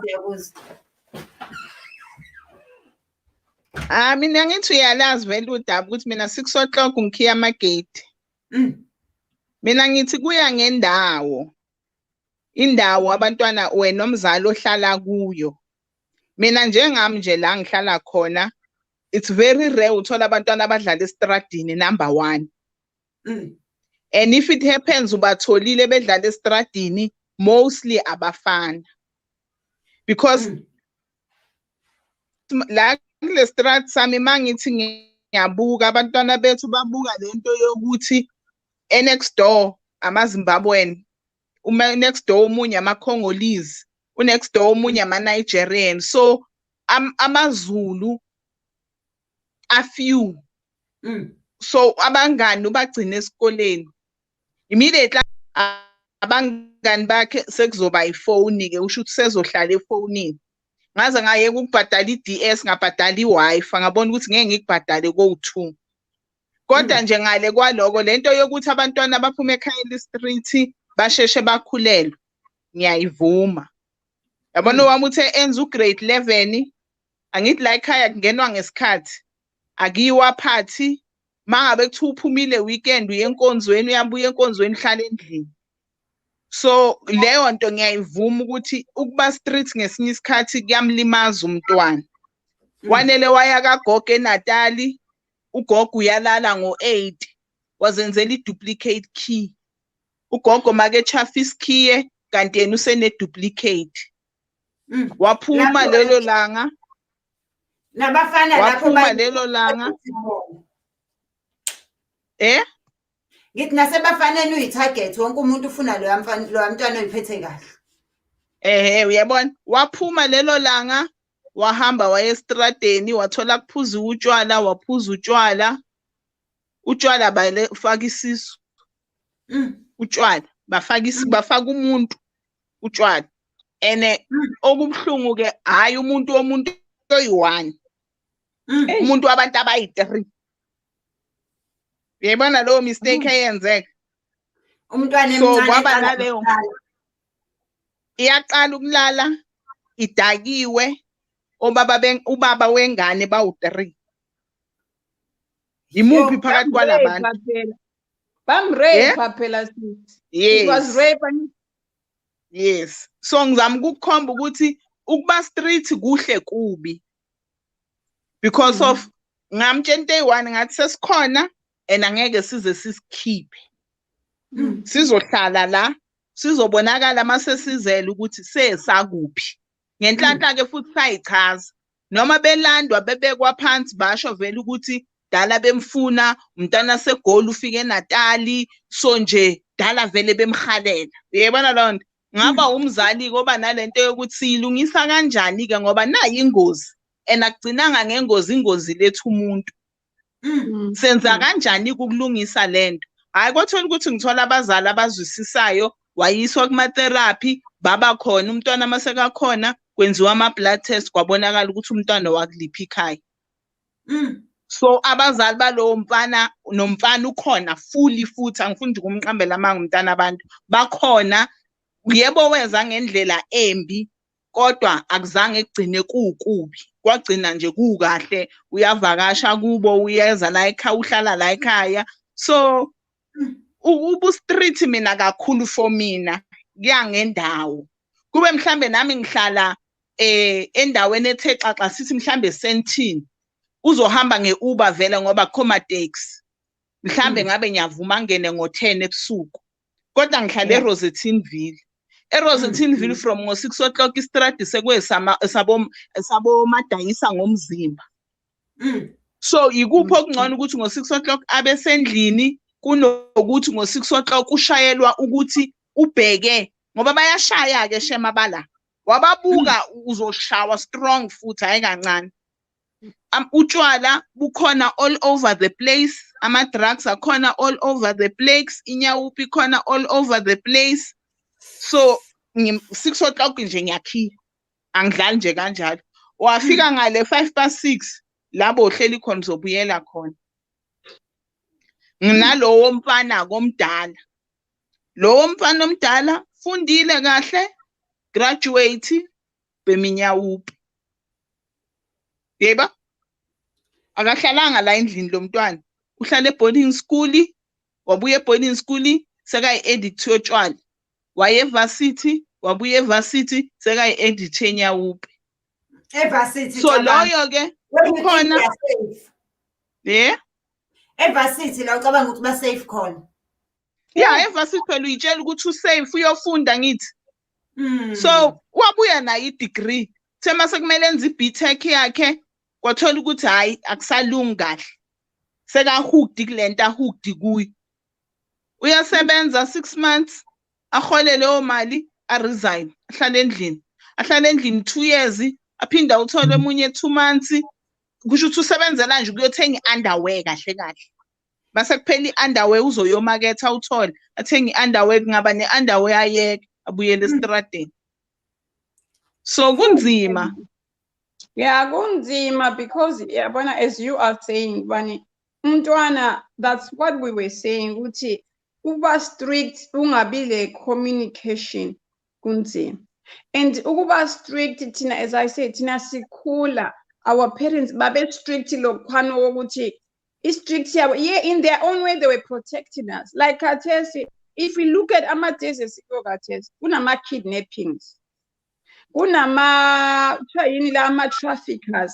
These days are even more dangerous. So imagine if you sit lo mntanakho angithi umtshela ukuthi angifuni ukuthi ubuye endlini ngenxa yalokhu late, uyakuzwisisa. But wena uthi ngithi vele ngikufuna ngo5 ngikufuna ngani? I-strict yakho lena ihluphile lana. They is strict and kube le discipline. Ukuba strict vele sonke kumele umuntu kube le strict kube lani la kunokhwana ukuthi kunje vele there's a line that you cannot cross because thina abazali we know much okuphambili. But inkinga bese siba layo thina singabazali bese sikhangela ukuthi mina like uyatsho ulungile ukuthi i-area ohlala kiyo. And it's true. Ama areas are different. And labantwana ba different, lama characters are different. When yabusumazi uthi umntanami lo unje nyangena la ukuthi, and I'm sorry sisilingi ukuthi umntwana wacina kwenzakale that thing ngenxa yotshwala. And I refuse ukuthi umuntu engarethwa ngenxa ukuthi umuntu nathi. Those people were just ama-beasts. But utshwala labo buyenza khona lokho because buyakwenza ube intoxicated. And nxa umncane at that time ngenxa ukuthi ukuphuma bakulinde bakuluka out. So the problem is these things sometimes happen with other children. Exactly. They're all experiencing the same thing. They are all not able to correct themselves. Actually, tomorrow we are talking about the same topic. Teenage dreams as parents. How do we handle it? When to start allowing them good bapuz, and what do you say to them about utshwala? Because ungathola ukuthi nabo abafana hayi ukuthi baba ntababa, I'm not defending them. Kodwa uthola ukuthi nabo babethola bazizwa sebethola isibindi, and uthola ukuthi it was a few cans of cider ngoba khona waye no 100 rand. So it becomes and one day fine sikhulume nange allowance. How do we deal with the allowance? What do you give them? And also it becomes difficult uthina esikhulisa ingane uthola ukuthi wena uthi angeke ngikunika ubaba wakhe athi ngizomnika.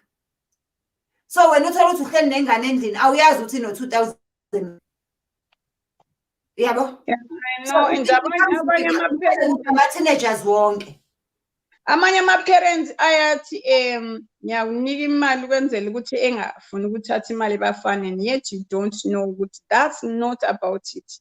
Umntwana vele maye seqala ukufuna labafana money or not sibuyele back ukukhuluma lapho, and don't get tired. Don't get, even bengaga bench. My poor mom and I am remember, make sure you keep your class with you. Nikwazi ukuthi bayangaphi whether kule party esihlobo kumbe kule party ngomngani ngiyakhuluma. Make sure whether it's orange juice or water, keep it with you.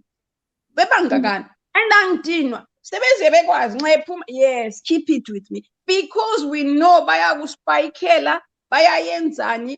So and also, I think in communicating with our children, curfew or no curfew, I think it is important ukuthi umntanakho azi ukuthi in case of an emergency, my parent is the first point of contact.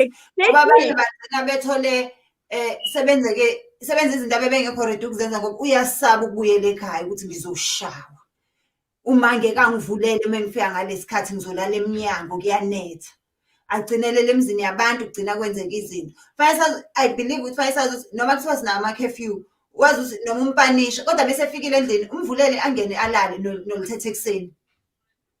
Akufanele ukusabe vele sifakelana sifakela ukuba protector angithi. So if you are doing it for their best interest, interest yakho ukuprotect ayingapheleli ku curfew. Ayibe in whole cycle. What else can you do to protect your child? I mean, I saw that with my friends. A lot of my friends, Mineka was strict, but kwaku approachable. It's a very fun, loving family.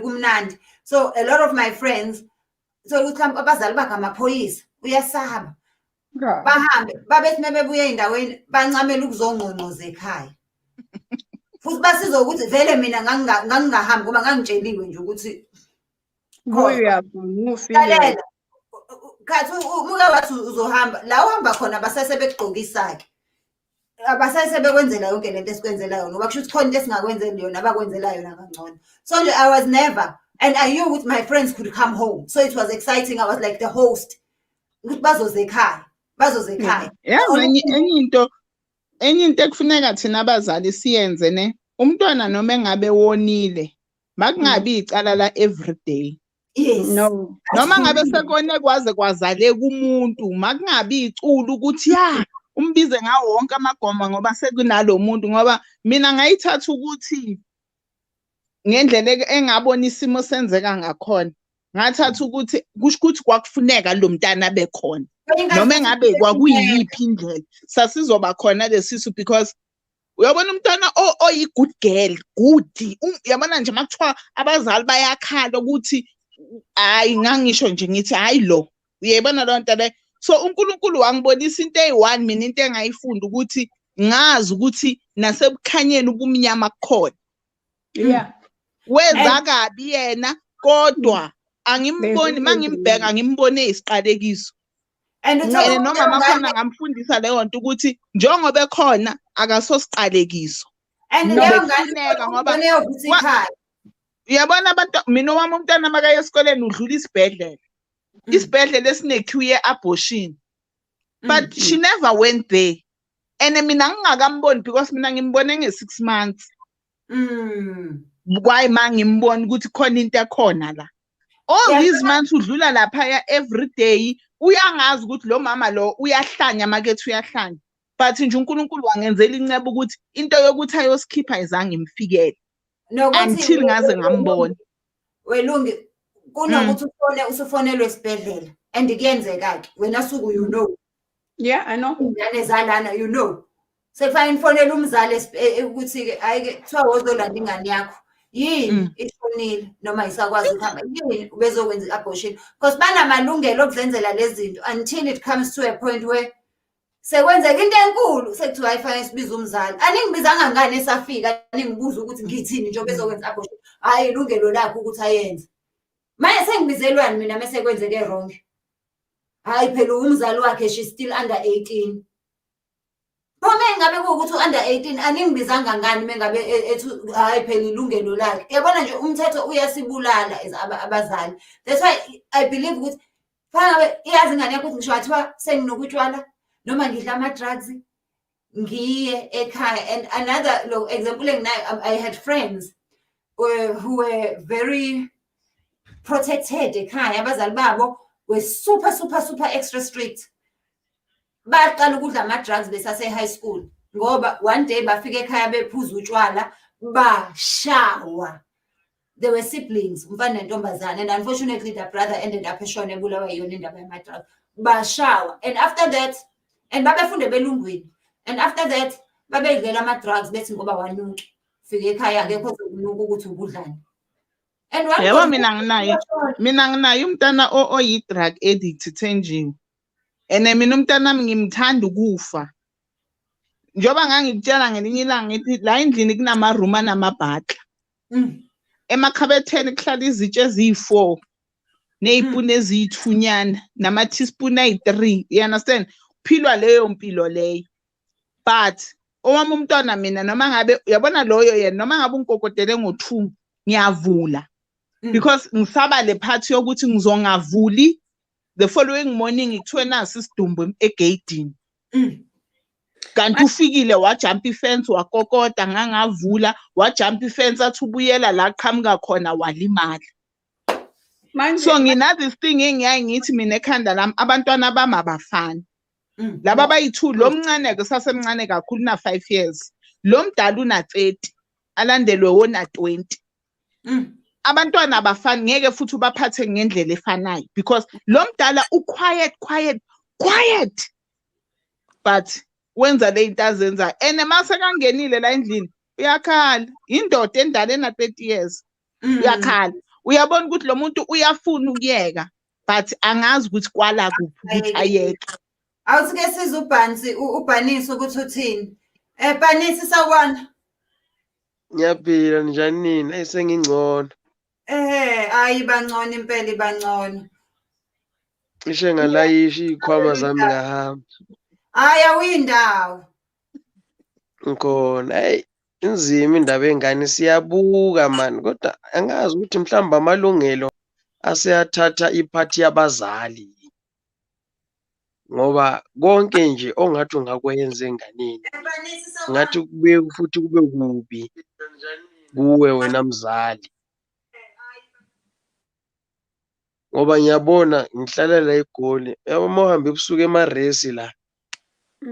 Kunzima. Angazi ukuthi abazali basuke bazi ukuthi ingane zabo zenzani la emaresi. And anginga abazali abazi ukuthi emaresi kunamabhanje a-official. Ziyadayisela utshwala. Ngayo le mali yaka NEFSAS utshwala okwazi ukuthenga ngisho imali kuthi uyifaka kwi-student card eRes uyakwazi ukuthenga. Mina nje ukuqala nje ukutesta utshwala ngaqala eRes. Uqala nje imgroove nani la bethi bakusende khona esikoleni uqala ukulala ejele ngaqala eRes ngomxoxela ngelinye ilanga kodwa akasikho lapho namhlanje. Kodwa ziningi izinto ezenzekayo eMares and ingane eziningi uphuma ekhaya kade evalelwa afike la usezoyiphatha ngoba phela asinawo ngisho ama-gap year thina siphuma straight ka-matric hamba uhlala wedwa esikoleni in a different province. Sengathi nabazali nje bangajwayela. Yoqhoshwa nama-light. Bajwayele nje ushaya ama-surprise visit ey'nganeni lezi ey'hlala emaresi ngoba kuyadula khona ingane e-university ibhadala malini nje.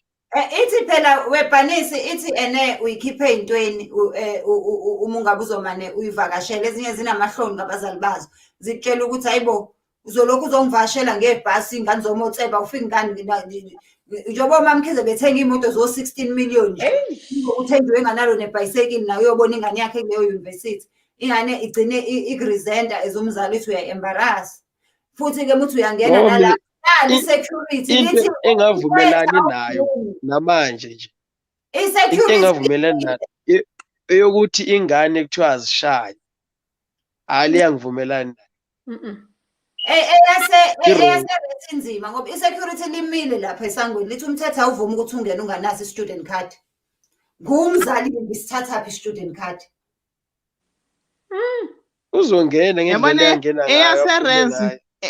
Eyaserenza indaba inzima. Mina lo wambe kafunda eValtech. Bowuthi mawufika aqhamuke engathi isivuvu. Afike nje sekashesha. Lungile. Uthini? Ngiya-attenda khona angithi mina ngifundanga phela. Lungile. Uthini? Ngiya-attenda mina khona manje. Ngineklasi 5 minutes nje bowuthini? Hawu. Uyabona ukuthi uyaxoshwa wena la kuze ungazivela amahlala. Ekhaya Friday ngizofika. Ngathi nje kudala azi ukuthi uyeza. lapho-ke awungene naphakathi nikhulume esangweni ugcine esangweni Ngathi uzongena mhla usejele wena umuntu wakhona. uyokhokha i-school fees uzongena-ke emagcekeni esikole kodwa mhla kuthi uzoyibona ingane yakho cha uvunyelwanga nje mntakwethu uphelele esangweni manje vele nje yabona mina Uphelela khona esangweni.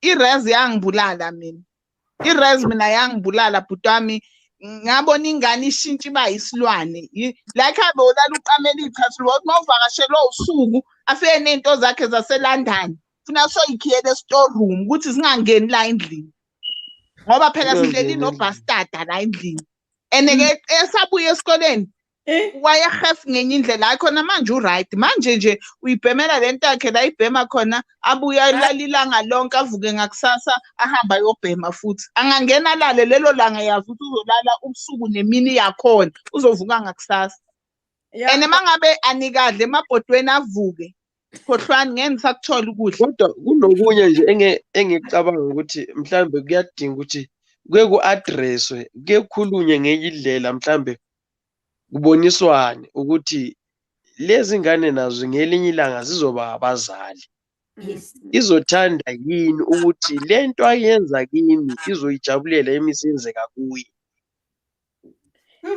wena bhalisa uwe uyingane lento ibuzayo wena uyiwe uyingane ubothi iy'ngane zethu uyilibele kanjani mina la ekhaya ku-street ngiphuma ekhaya nje labantu aba-street ubothi iy'ngane zethu amalungelo azo ayazi ukuthi agcinaphi mina nginomalume nanamhla mangimnika amanzi ngiyakhothama ngedolo umkakhe makeletha ukudla uyakhothama lezo y'ngane zami maziyakalo yamalume ziba uthwi kuhlokomkhonto kodwa bese kuthiwa kwenye indawo zizoba namalungelo mina ngabamba ngedwa iqueue ngo-1994 ngayovotela uMandela ngangingakhashwa ingane mina kimi-ke amalungelo bhuti awekho anginawo futhi sowazaba khona ngivumelana nawe kakhulu sesilungelo ngoba kwalowo muntu oshaya umthetho emzini wakho yena la angahlali khona inkinga obhekana nazo lapha emzini wakho zibhekane nawe kuphela yena akekho lo muntu oshaya umthetho la kuleso sikhathi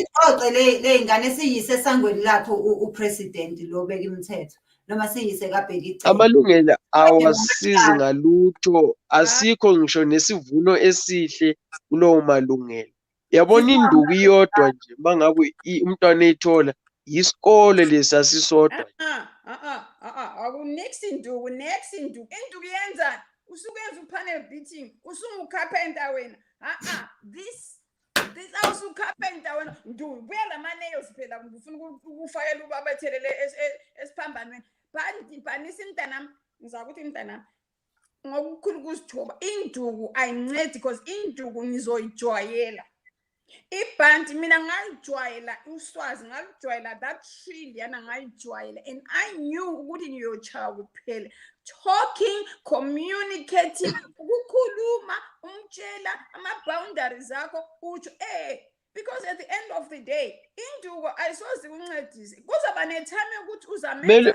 akubisela ngaleyo nduku what are you gonna say akuhlanganiswe ukukhuluma nenduku ngoba ngesesikhathi uzugcine sebekujwayele kakhulu usuku ukhuluma okokufunda usuku ukhulumiswa kwesifundiswa mina nje ngiyibhinqa suku ngiyashaya angizane nalona tsethu uyazi mama mangithi ngiyatrapa yabona owala ekhaya ubaba ngamngcwaba mntakama angeke ngibhozwelwe yinto mina engayifaki inapukeni lendwangu ngesniper isipelede lese kuthiwa isniper bese uma sekanathiye kuthiwa unamalungelo akashawa kwaba awuzukutshelwa umuntu odla wena ogeza wena ohlala wena azokutshela into yokwenza kwakho ilungile wamshaya watrap umntwana 30 hayi ngeke uthini usuku wamshaya no-30 uyafana noshaya no-28 unateto ka-91 uyazi ukuthi uyabhubha yabona ngisho angathatha isipuni unyamalala 2 months ngoba uyazi ukuthi bakangena ngaloya mnyanga uyanyanyi angangidlali ngane mina suku nani leni nje fanele nje ingane yazi ukuthi lo umzali esuku wami yabona umeke abantwana wathi bafani kuhle kwenkomo cha akushintshi yabona lokho inkomo khona inkomo oyitshelayo ukuthi ngena la ingene khona inkomo edela ngokuthi uzuye kuyo uyishaya ukuthi ngithe ngena abantwana abanjani ubashaya kangaki ngembuzi ubashaya kangaki uthi nisuka ngimuzo ubashaya how many times ubashaya kangaki umshayile namhla umshayile tomorrow kune change na uthi ngibashaya ngani hayi kangaki kuyashintsha yini ukuthi ubashaye mawubashaya yabona nje lokuthi ngishayile suku ngathi ngabhoda right lokuthi nje ngimshayile ngambona athi bhadla lapha ebondeni emva kwaloko ngiright sis kusasa ngivuka ngimenzela i-breakfast mangaba ngina-cheese ngiyomthengela ilayi lapha emapakistaneni ze-cheese ngibeke eplatini ngayizolo kodwa ngimshayile kwayishela umalume wami nkosi yami umzali ebulala iwindi lemoto usuku ngiyakholwa uzozwisisa mhla ibizwa kwamakhelwane ukuthi ingane zakhe sezidala umonakalo ngale sekufuneka ayochaza axolise awulalelanga ulungi lutheni umshayela ukuthi athi bo umshayela yena not to discipline mina engikutshoyo ngithi mina listen guys ungathi usuku isifunzo mina lo ngikhulele eAfrica ngowami umuzi lo eEngland ngikhulisa abantwana bami my African way irrespect the African way konke lokho ukuthi in but okwangenza ngabona ukushaya akuncedi because ngashaya I didn't change me instead kwangenza ngazi ubana but ulungile sesiconfirmele mdala ulungile uthena ngayishaya iqedile ngabona ethe daca uthi ebo so sesiyazi indaba yethu la ubani ama parents lingashayeli revenge shaya discipline and one thing engawutshela there is no good or bad parenting because wonke umzali uyamthanda umntana but siyenza in different ways mina ngeke ngizijwayezise ngengane ngento engibona ukuthi ngakwazi ukuyigoqisa emanzi kanti kuze kuthiwe sigoqwa semanzi kwakuchaza ukuthini lokho kuchaza ukuthini uma kuthiwa sigoqwa semanzi ngicela sibukele yanokwanda uthi unokwanda mase save sithi umntwana kumele ublood uma uwumzali if ingane isiphathe kahle high school bonga and themba ukuthi eres uzoyikhumbula imithetho yasekhaya manje sinenkinga ukucindezela ngisho uphumisa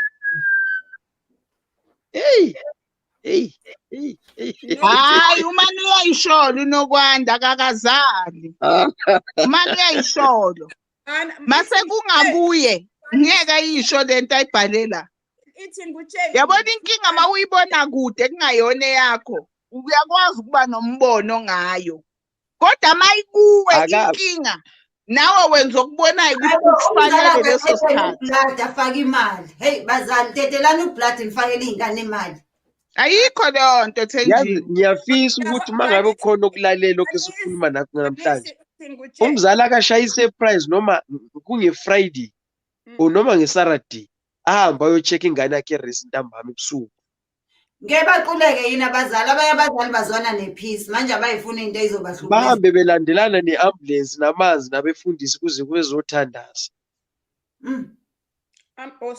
yabona mina into engiyangisho erezi nami ngiyasaba ukuya ebusuku ngoba nami ngiyabona la estradeni okwenzakala nje la estradeni hayi naserezi kodwa nje uma uwumzali leyo ukuthi dedela ublood mntakama umane uyakhuluma ngoba ukazali zale yakho udedela ublood sibone yabona la ngihlala khona welungi ziphi le nyanga zisipha imithi yokudlisa le ingane ayikho abasenzela imithi yokudlisa iy'ngane zisilalele zenza umathanda wethu no Thenjiwe Thenjiwe ukhona umuthi wokudlisa iy'ngane ukhona ukuthi uyingozi wona ukuba khona ukhona kodwa uzoyikhona yini seyiluba ikulandela noma uye emthoyi ngeke uze ukhona uzoyithenga wena angeke ukhona wokuthi nje uyenza ithithibali enye uthi uyayithithibalisa ivele isangane ingane njengoba nje usuku wenze endodeni udlisa indoda indoda isangane kusasa iyakuquza iyakubulala bese kuthiwa gender based violence kanti ile dliso olifakile awusaboni ukuthi liyamhlukumeza lo mntana nomuntu. Kanti idliso based violence. Yazilungile mina Yeah? ngizawubhaloyi. Kanti idliso based violence akuyona gender based. To gender based kanti sekuyidliso based violence. Yabona imithi inzima sisi mawungayazi umuthi mawungawazi ungabe udlalela. But I don't Ungawudlalela umuthi uyingozi kakhulu ngoba uzoyifaka lengane yabantu umuthi kanti nje sewuphambanisa inkomishi ingaganwa ihlale la ekhaya ibo umquba ayibhema ayiphuzi ilala la ifuna ukusebenza igade wena wayidlisa phela. but ilungile. Sisithenjiwe ngiyacabanga ngazi bekungolwesine noma bengolwesihlanu la bekukhulunywa beniphethe isihloko sengane ngiyacabanga nje esamafizi nginani ngisakhumbuli nje kahle kodwa kube kuyinto nje ehlangene nama-students angisakhumbuli Thursday bengenazo bengabe ngajoyina yakhumbula I think around 26 angizwanga ngithi busaqumbeke phansi bese ngakhuluma ngama-cellphone izwi belingekho nhlobo kunento ayenzeka mshongo 2016 noma 2017 ama-students e-South Africa afika atoyitoya eCuba kwenzakalani ngawo umuntu atoyitoyela umatrasi kodwa ekhaya kubulala esikebheni ayothi ufuna umatrasi omusha uyofuna umatrasi esikoleni noma uyofunda. Lezi ngane zasiwa eCuba without any cost ephuma kubazali bazo zafika zatoyitoya eCuba. Umkhuba kabani lo ezafika zawenza leCuba? Hayi okutoyitoyi ku different angithi but engikutsho no waku umthetho kabani ukwazi indlela azazitoyitoya khona eSouth Africa zazitoyitoya eCuba zithathe umthetho wala ekhaya zahamba nawo emzini zafika zawenza lo mthetho emzini baphelelaphi bakuphi manje ukuthi iCuba amakhosti kabani lokweCuba races fees and all what is necessary for them to study there. Asingivale manje ngicela i-advice ngempela ke manje let us be serious ngizoqala ngawe Banisi ukuthi what advice Thenjiwe ngicela ukukhuluma lolungile lapha ngi-serious Lungile I heard you saying umntana akho is addicted and enganokho uyamvulela anti and I just have to say to you, I think you need to be able to kumela abanye abomama because what you said is it's one good thing. Because umntwana usele addiction, bampushela kachana, and the more bampushela kachana kuba worse. So I think when you need to talk to other parents, because I think what you're doing is a great thing. We am supporter because you was ama dangers, like you said. Ungamvalela yethu na kudenje. On that one, you deserve a crown, this one. That is so true. That is so true. So what time do you think abazali should do as a curfew? And also, what advice can you give them?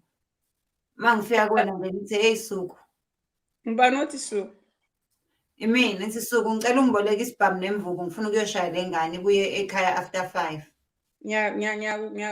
Ngiyakunika ifoni mina ngifonela amaphoyisa abeyakushaye wena. Ngeke ngithi ngifike endlini ngo6 ngibuye emsebenzini ingane izongena ngo10 endlini.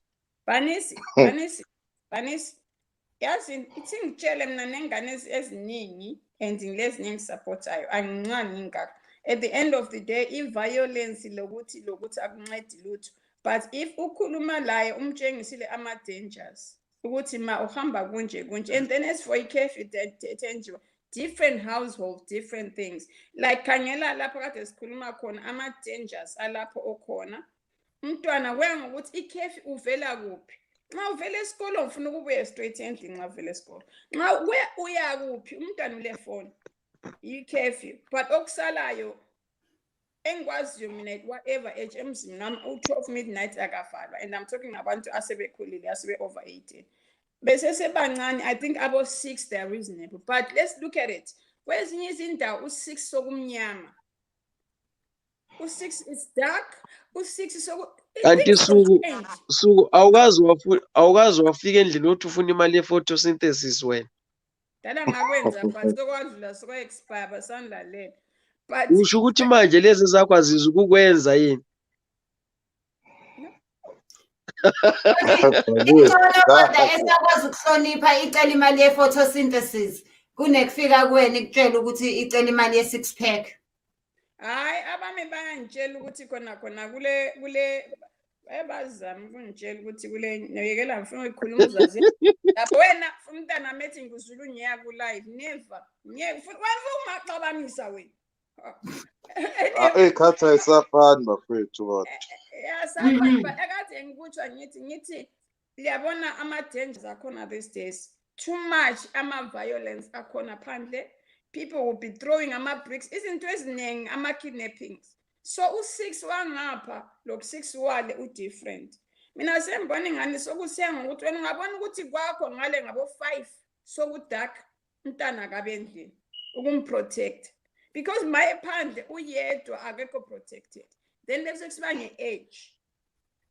Ngase kubo 18 laphana liyazwisisana ukuthi ukuphi ngasiphi isikhathi why. But nakhona u18 khona u18 phela oyisidonyana Nkosi yami ongathi uno14 no18. Kube khona futhi u14 ohlakaniphile obonayo nje ukuthi lo14 mina ngikubo usengaphatha abantu. Angungitshela ama-dangers ungitshela ukuthi this is wrong. Not ukuthi kuzenzakalani kuwe as a person. If this happens to you, there is no coming back. Lokhu kunje ngikutshengisa uyabona izinto we are sharing ngaba lolutho nxa kulama-talks kunje kathesi nani lama-talks engiwenza uyabuya labantwana bakho laphana yawazi ama-dangers of online. Come on Thenjiwe, abantwana vele ukuthatha izinto bayehlukene but okusalayo there is always a common ground ukuthi bayakwazi. Okay, last question for you. How did you deal with curfews in summer? Because in England, it's very light. It's light until 10 minutes. How did you deal with it? Light or day. 12 midnight, you don't open my door.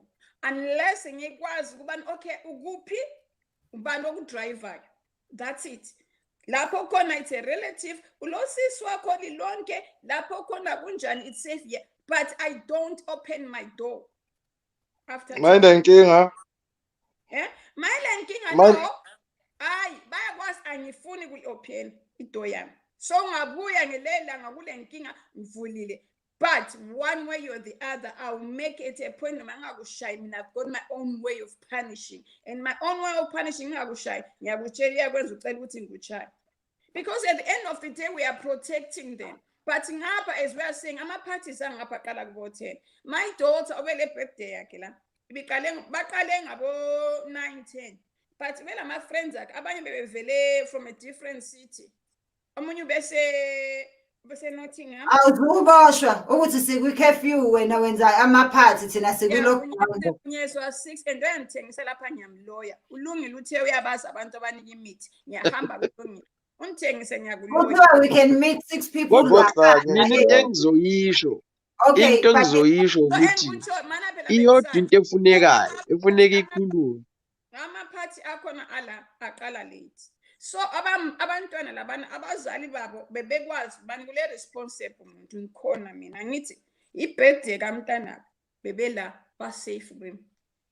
So kunjalo lakho mayihambile indaweni engikwazi ukuthi safe sikhulumelene ngabazali bathe ayisizaba driver babuyi. That's fine. It's about trust. Because curfew is not about me just opening, but it's about best interest of them, the safety. So 6 for labana under 18. But abantwana, please keep them indoors. No matter before 6, they are dangerous. Then they are different situations. Because I would have state time change you. Agula one rule for everyone. It will be different people, different families, different children. But 6 is a reasonable time for Abantuan. And I'm not talking about 10, 9, 10, Labana 12. No, Labana 13, Konapana 14, 16. Thank you so much, Kulu. Funeka nje iqiniso kulezi ngane. Akukho okunye okufunekayo. Uzitshela iqiniso ingane zikwazi ukukhetha abangani, zikwazi ukuhlukanisa umzali wazo nabangani bazo, zikwazi ukuhlukanisa lezi zinto zimbili. Zingathi mazibuka umzali zibona ngathi zikhuluma nomngani wazo. Kumele zazi ukuthi umuntu lo meke wathi cha yilokho akufunayo. Ngoba ekugcineni yithi futhi abazali esala senkingeni. Labo bantu abazobe kuseka bethi uphatha kabi ingane uyihlukumeza, mase kunenkinga abasekho bo. So what time do you Uyabusathi think ingane nidla ama-snacks kanti ingane niyifunza i-retex. Kusasa mzali woso ubusuyohlwenyuka. what time do you think is reasonable? Sisithenjiwe, mina ngizobuya lento I abeyikhuluma. think sunset ingane emele ibe isisendlini. That would be the best thing. Okay, thank you so much, Banisi. Thank you so much. Yes, African. Angizobuyela kulento besikhulumile nje wasekuqaleni. Ingane ayilingane ngokwama-ages. Ngoba ngishilo ukuthi ingane kuya ukuthi uyikhulise kanjani nje kusuka phansi. Umntwana ona 5 angeke umkhulise njengomntwana ona 10 years. Onjalo ona 15 ngoba sebeqala ukudevelopa abesilisa nabesifazane. Ose high school ukuthi angeke umfanise nomntwana ose-tertiary. Ngoba siyakwazi ukuthi ayikho imanual yokukhulisa izingane. But let's use lokho asikubona kukuhle nakwabanye abantu then try to apply it. I think that's the only way. Curfew or no curfew. But masikwazile ukuthi nje sakha impande ukuthi umuntu angabe eqotho. Kodwa uma umuntu eseshayekile, kodwa uma umnikeze imigomo eright ekukhuleni, yazi ukuthi noma eseshayekile athi kodwa umama noma ubaba ukuthi akazwani nawe. Yilowo nje mina sisi engizoleyo ngikugcizelelile. Was ikhathi asifani ngempela. Yeah. Thank you so much, siyabonga kakhulu. Ikhathi ayifani nabantu abafani, so it depends ne location usisilungile. Uke wayibeka leyo nto wathi ne location ukuphi. Ngoba I cannot impose ama rules ala ngihlala khona kumuntu ohlala kwenye indawo. Nangu ulokhuzana uKingo nayo uyasho ukuthi in the northern hemisphere life is mainly in summer. I find it difficult to have the same curfew for summer and winter. Lana ngempela manje kuzongena isummer. Kuzobe kusakhanya ngo-11 ebusuku kuzobe kungathi u-12 emini. So it becomes difficult. Ngoba some of us as parents sifena engqondo ukuthi hey 6. Abantu mabevuka ke begeza beyemadrobheni. Nasedrobheni kuvuliwe itolo ivuliwe, ngisho ebhenki kuvuliwe. So it becomes difficult. I think in the location is very important, but communicating. Thank you so much. Thank you so much, African. Lungile. Isound yakho sisiwema angiyizwa. Uyangizwa manje? Kahle kakhulu. Okay. Inkinga mina engiyishoyo ngiyangithi mawungathathi umthetho wakwami ubona ububi ngoba lezingane engihlala nazo la zizelwe yimi engizazi ukuthi ama weak point wazo akephi ama strong point wazo akephi. Ku-wrong ukuthi wena ubese ufuna ukuphatha utshela omunye umuntu ukuthi makaphathe njani ikhaya lakhe. Umuntu makenze lokho akubona ukuthi izingane zakhe zikujwaya. Yabona mina ngikaze ngithethe ngesingisi. Ngimbiza njengoba enjalo. Angilube ngifuna igama elingizolihloniphisa. Awusho ukuthi this is ridiculous. How dare you? Uyayibona abo how dare you labo bashoyo angibasho mina. Mawuyinja nje uyinja. Mase sithandana futhi siyathandana. Uyayibona lona? Mina ezami izingane ziyangazi ukuthi ngibukhali. Kodwa futhi ngiyacabanga ukuthi mazingafa iphinde ivuke. Ngeze imthola umzali onothando njengami. Mayiko ngeke ngikuhlukanisa ukuthi mawungicanulile ungicanulile. Kodwa futhi angilali ngize ngivuke nangakusasa ngiqhubeke la ngigcine khona ngayizolo. Ngakusasa sekuholunye usuku sengikhuluma okusho okuhlukile. Mayiyo mina into engayifaka enganeni zami ukuthi angifuni ulala uqudulile. Uvuke ekseni usaqudulile. Masiyikhulumile ngayizolo iphelile ngayizolo. Ngakusasa siqala usuku olusha siyaphambili nosuku. Enginako mina kwami nginako kwami. Onako kwakho nawe mangabe ubothe zakhe ingane ngokukhuluma ziyezwa kusho ukuthi ziyilolo hlobo lokuthi mawukhulumile ziyezwa khona ingane uthi uyakhuluma ikubona ubulimi kakhulukazi mangabe ingane zakho zifunda ukudlula wena mzali zinako lokuthi bese yibone ngathi sona sezingcono zikhohle ukuthi wena ubukhokha lapha ukuthi yona izikuthole lowo mfundo eyitholile uwe bowukhokha ulala ngoJohn 14 nophuthu ukuthi yona ifunde ithi ngafunda ingibuyele no just because la endle akangeni nje mina just because ngisho esangweni umshiya lapha esangweni just because ungene la ube yilento esiyiyona thina la endlini mina ke isikhathi sami nje vele u6 ngaphandle ke njengoba ngishilo ngathi ukafike nango2 ke lo mdala ngiyasukuma ngimvulela ngoba ukanyamalala 2 weeks ngithandaze until lelo langa ngiyomuzwe kokote fastereni umthandazo wami uphela uamen ngaleso sikhathi hayi ngoba engafundisekanga hayi ngoba engazange ashawe hayi ngoba engazange athandwe wayikhethela leyo mpilo make fike euniversity ukuthi yena ufuna ukuphila lempilo enje so u6 o'clock nje la kwathusa isikhathi asishintshi ngaphandle njengoba ngisho ukuthi lo munye ke yena unaleyo nkinga yakhe engingeke ke futhi naye ngimlahlele bani ngoba phela wazalwa yimi kube kuthiwa nje nginawo umgqomo wokuyomfaka ngabe ngiyamfaka kodwa ke ngoba uNkulunkulu usamgcinile kusho ukuthi usamgcinele ukuthi nangelinye ilanga mhlamba usanganalo elinye ithuba ashintshe kuloku ayikona akangcolile ke futhi owami unyawupe nje oclean oyithandayo kodwa nje uyayibhema lento ayibhemayo manje noma uyayibhema noma uyayidla noma kwenza njani I don't know kodwa kuyiko lokho kuyiko yo ngiyayithanda lapho mungabe uthi just because abangangeni ngoba kwenye inkathi yasesinabazali uthola ukuthi umuntu uyahluleka ukukhuluma ingane ngoba manje ingane ikhuluma isilungu yena akasazi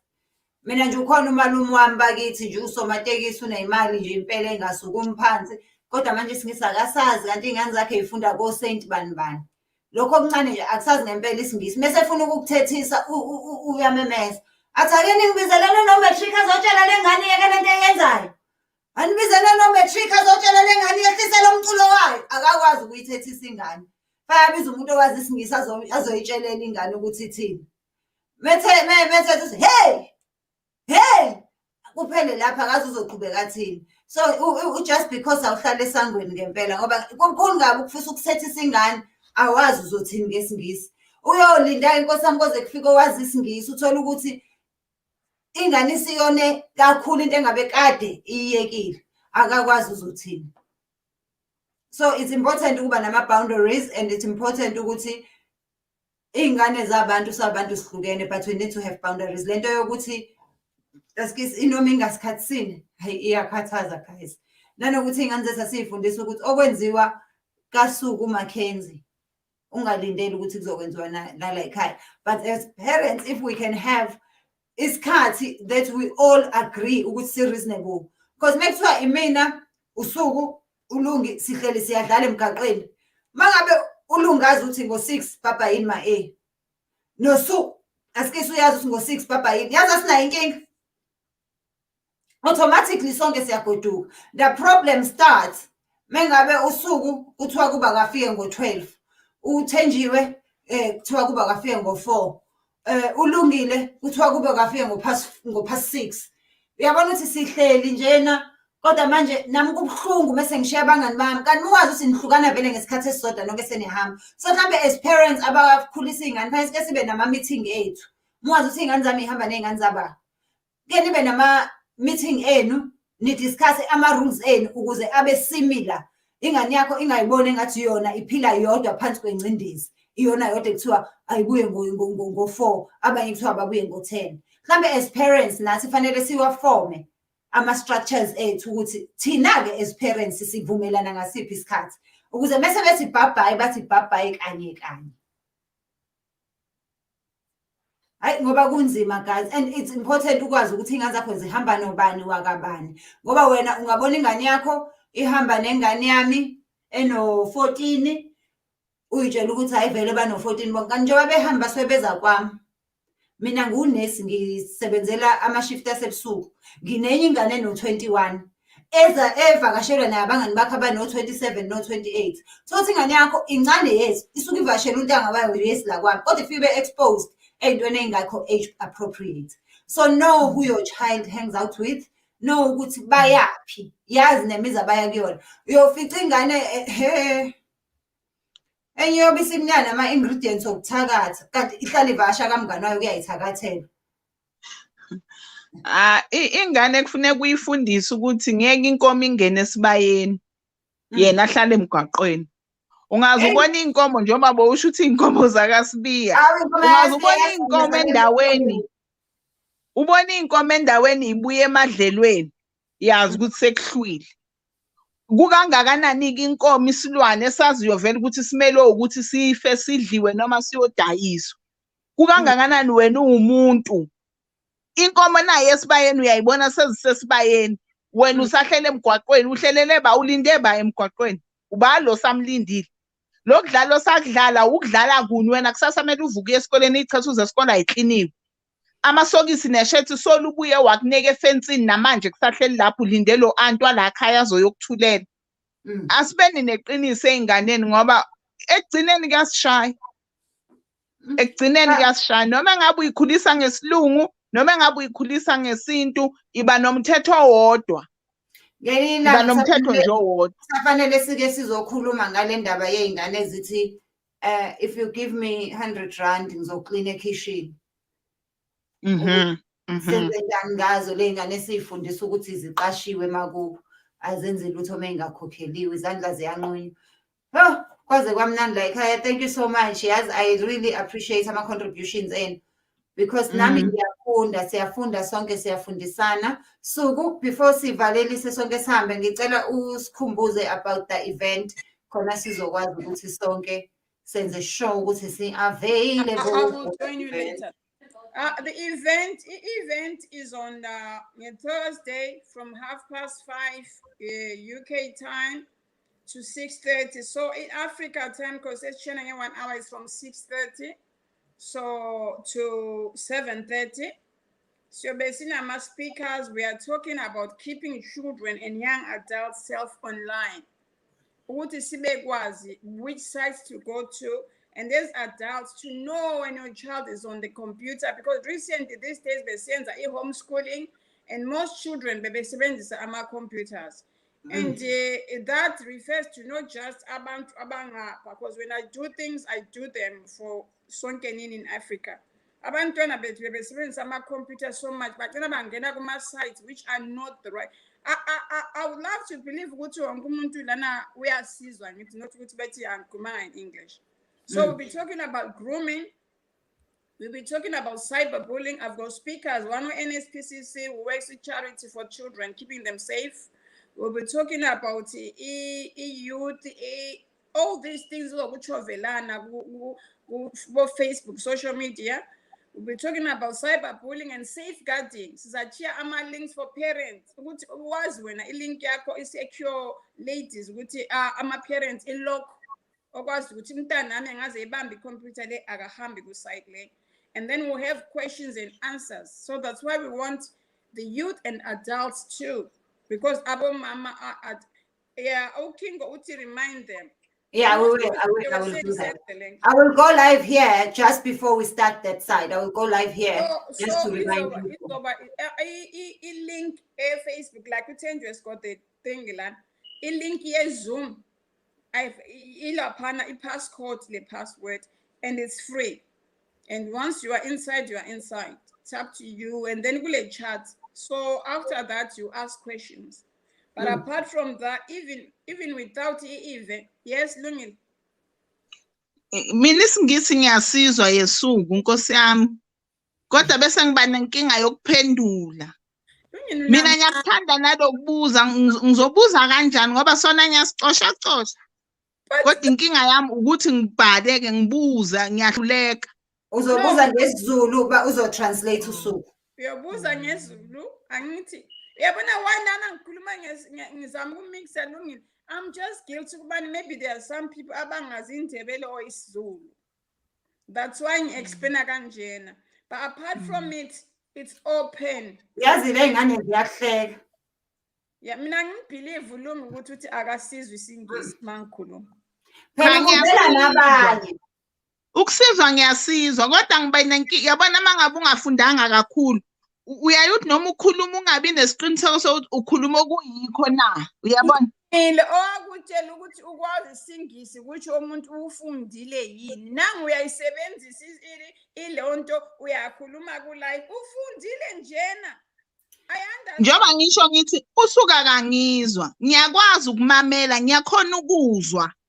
Kodwa mase kumele mina ngiphendule ngiba nenkinga yokuthi anganoma ngisuke ngichaza lento engifuna ukuyikhuluma ngesiZulu. Even nalento ye-passion. Awukwazi kahle. Noma ngikhulume kahle. Kufana nengane ukuthi ungayishayi lesagile ebusweni, abusweni ngayo. Sengiyalile kuba uthi wena ufundanga cause nanku ufundile nangu uyakwana lo. Hayi isilungu. Sikawari sister, into eyenza wena uyafaka. And a good thing also, it's not just about izinto where you're thinking ukuthi hayi mina ingane yami ngiyayithemba. Ingane ziyalahleka these days. You live that talk knowing ukuthi how to set up ama device ukuthi ingane yakho melahlekile ikwazi nokutraceka ukuthi ikuphi igcine kuphi. And then siyokhuluma peer pressure again.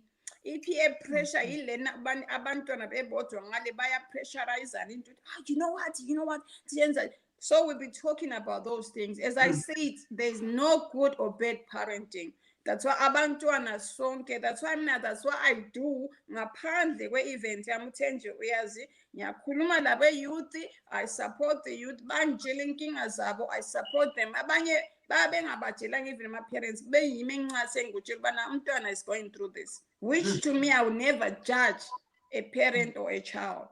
So into engiyiyo so i-event lena ngifuna ukubona because if I don't mina ngiyawuthola umuthi lwana uzambona sengikudoor yakho nokho ungazi ukuthi ngijumpe ngayiphi flight uphomba ukuthi nango usuku namaglass akhe ufike njani. Hayi ukhumbuze kokunye ngiyakhohlwa kodwa uThenjiwe uthi uzosikhumbuza ngizokhumbula. Ukhumbuze nawe suku we will go live here mhlambe for 10-20 minutes before siqale ngale so that abantu bazothola ama notification bakhumbule. And thank you so much guys. It's important to see guys to attend guys and it's great. I love the crowd. Le bakhona abanye ama regulars lani lasa. It takes a village. It takes a village. So a child. But and siyakhuluma ngabantwana siyakhuluma izinto zabantwana. One of the topics that I want us to tackle these days, I'm not blaming anyone ingaze nithi ngihlasela othisha ukuthi what is appropriate for othisha ezikoleni ngoba sizala ama teenagers sizala izingane ezishiselwa amagazi. Ngake ngaba-confronta lana e-England lapha ngaba-confronta ngakhulu manje uthi mina umlomo wami sometimes ungaqala ustop. So I had to I had to confront them ngamanye ama-values and other ways they deal with things. Ngaba-confronta nje ubani you know one thing phakathi kwenu kukhona ama-predators phakathi kini khonapha likhona. Hey, listen, menguphika ngani ngesize siqede. Guys, please do go and check out Thenjiwe Comedy, the new videos I put. Nizobona no Rasta usilalelile wamenza Thenjiwe ulandile uyabuza ukuthi izobe iphi. Iyobe iku-Zoom, hayi not ku-YouTube. We will post. Izobe ku-Zoom. And thank you so much, guys. We've just lost Ulungile, I think, in the battery. But thank you so much. We really appreciate you. Please do make sure you check out my other YouTube channels. I have new videos there that are interesting. And just share this video. Mawukwani supombo share nje wenze ukuthi wonke umuntu azibani besikhuluma ngabo Curfew. But lishona bakwaziyo kwabo Curfew. Yes, please do share. Please do share the video. Please do share the video. And siyanithanda yazi into engingayazi ileyo nje ukuthi siyanithanda. Mina bayazi ngiyabathanda shembathanda. Next time ngiyabela ama cake nxa ngiku-live ngiyabe ngibanika so bethatha. Thatha. Thank you so much, guys. We love you and we wish you all the best. Asibonane ngomso. Kusasa sizobe sikhuluma about teenagers and drinking as a parent. What do you do if umntana wakhe efika ekhaya ephuzile, if esehamba nabantu abaphuzayo, if esekutshela ukuthi sengifuna ukuphuza, if esenephuza face, kuningi nje esizobe sikhuluma. So let us share, sifundisane, because it takes a village. Akekho owazi konke, but together we can learn together. Thank you so much, guys. Love you. Bye.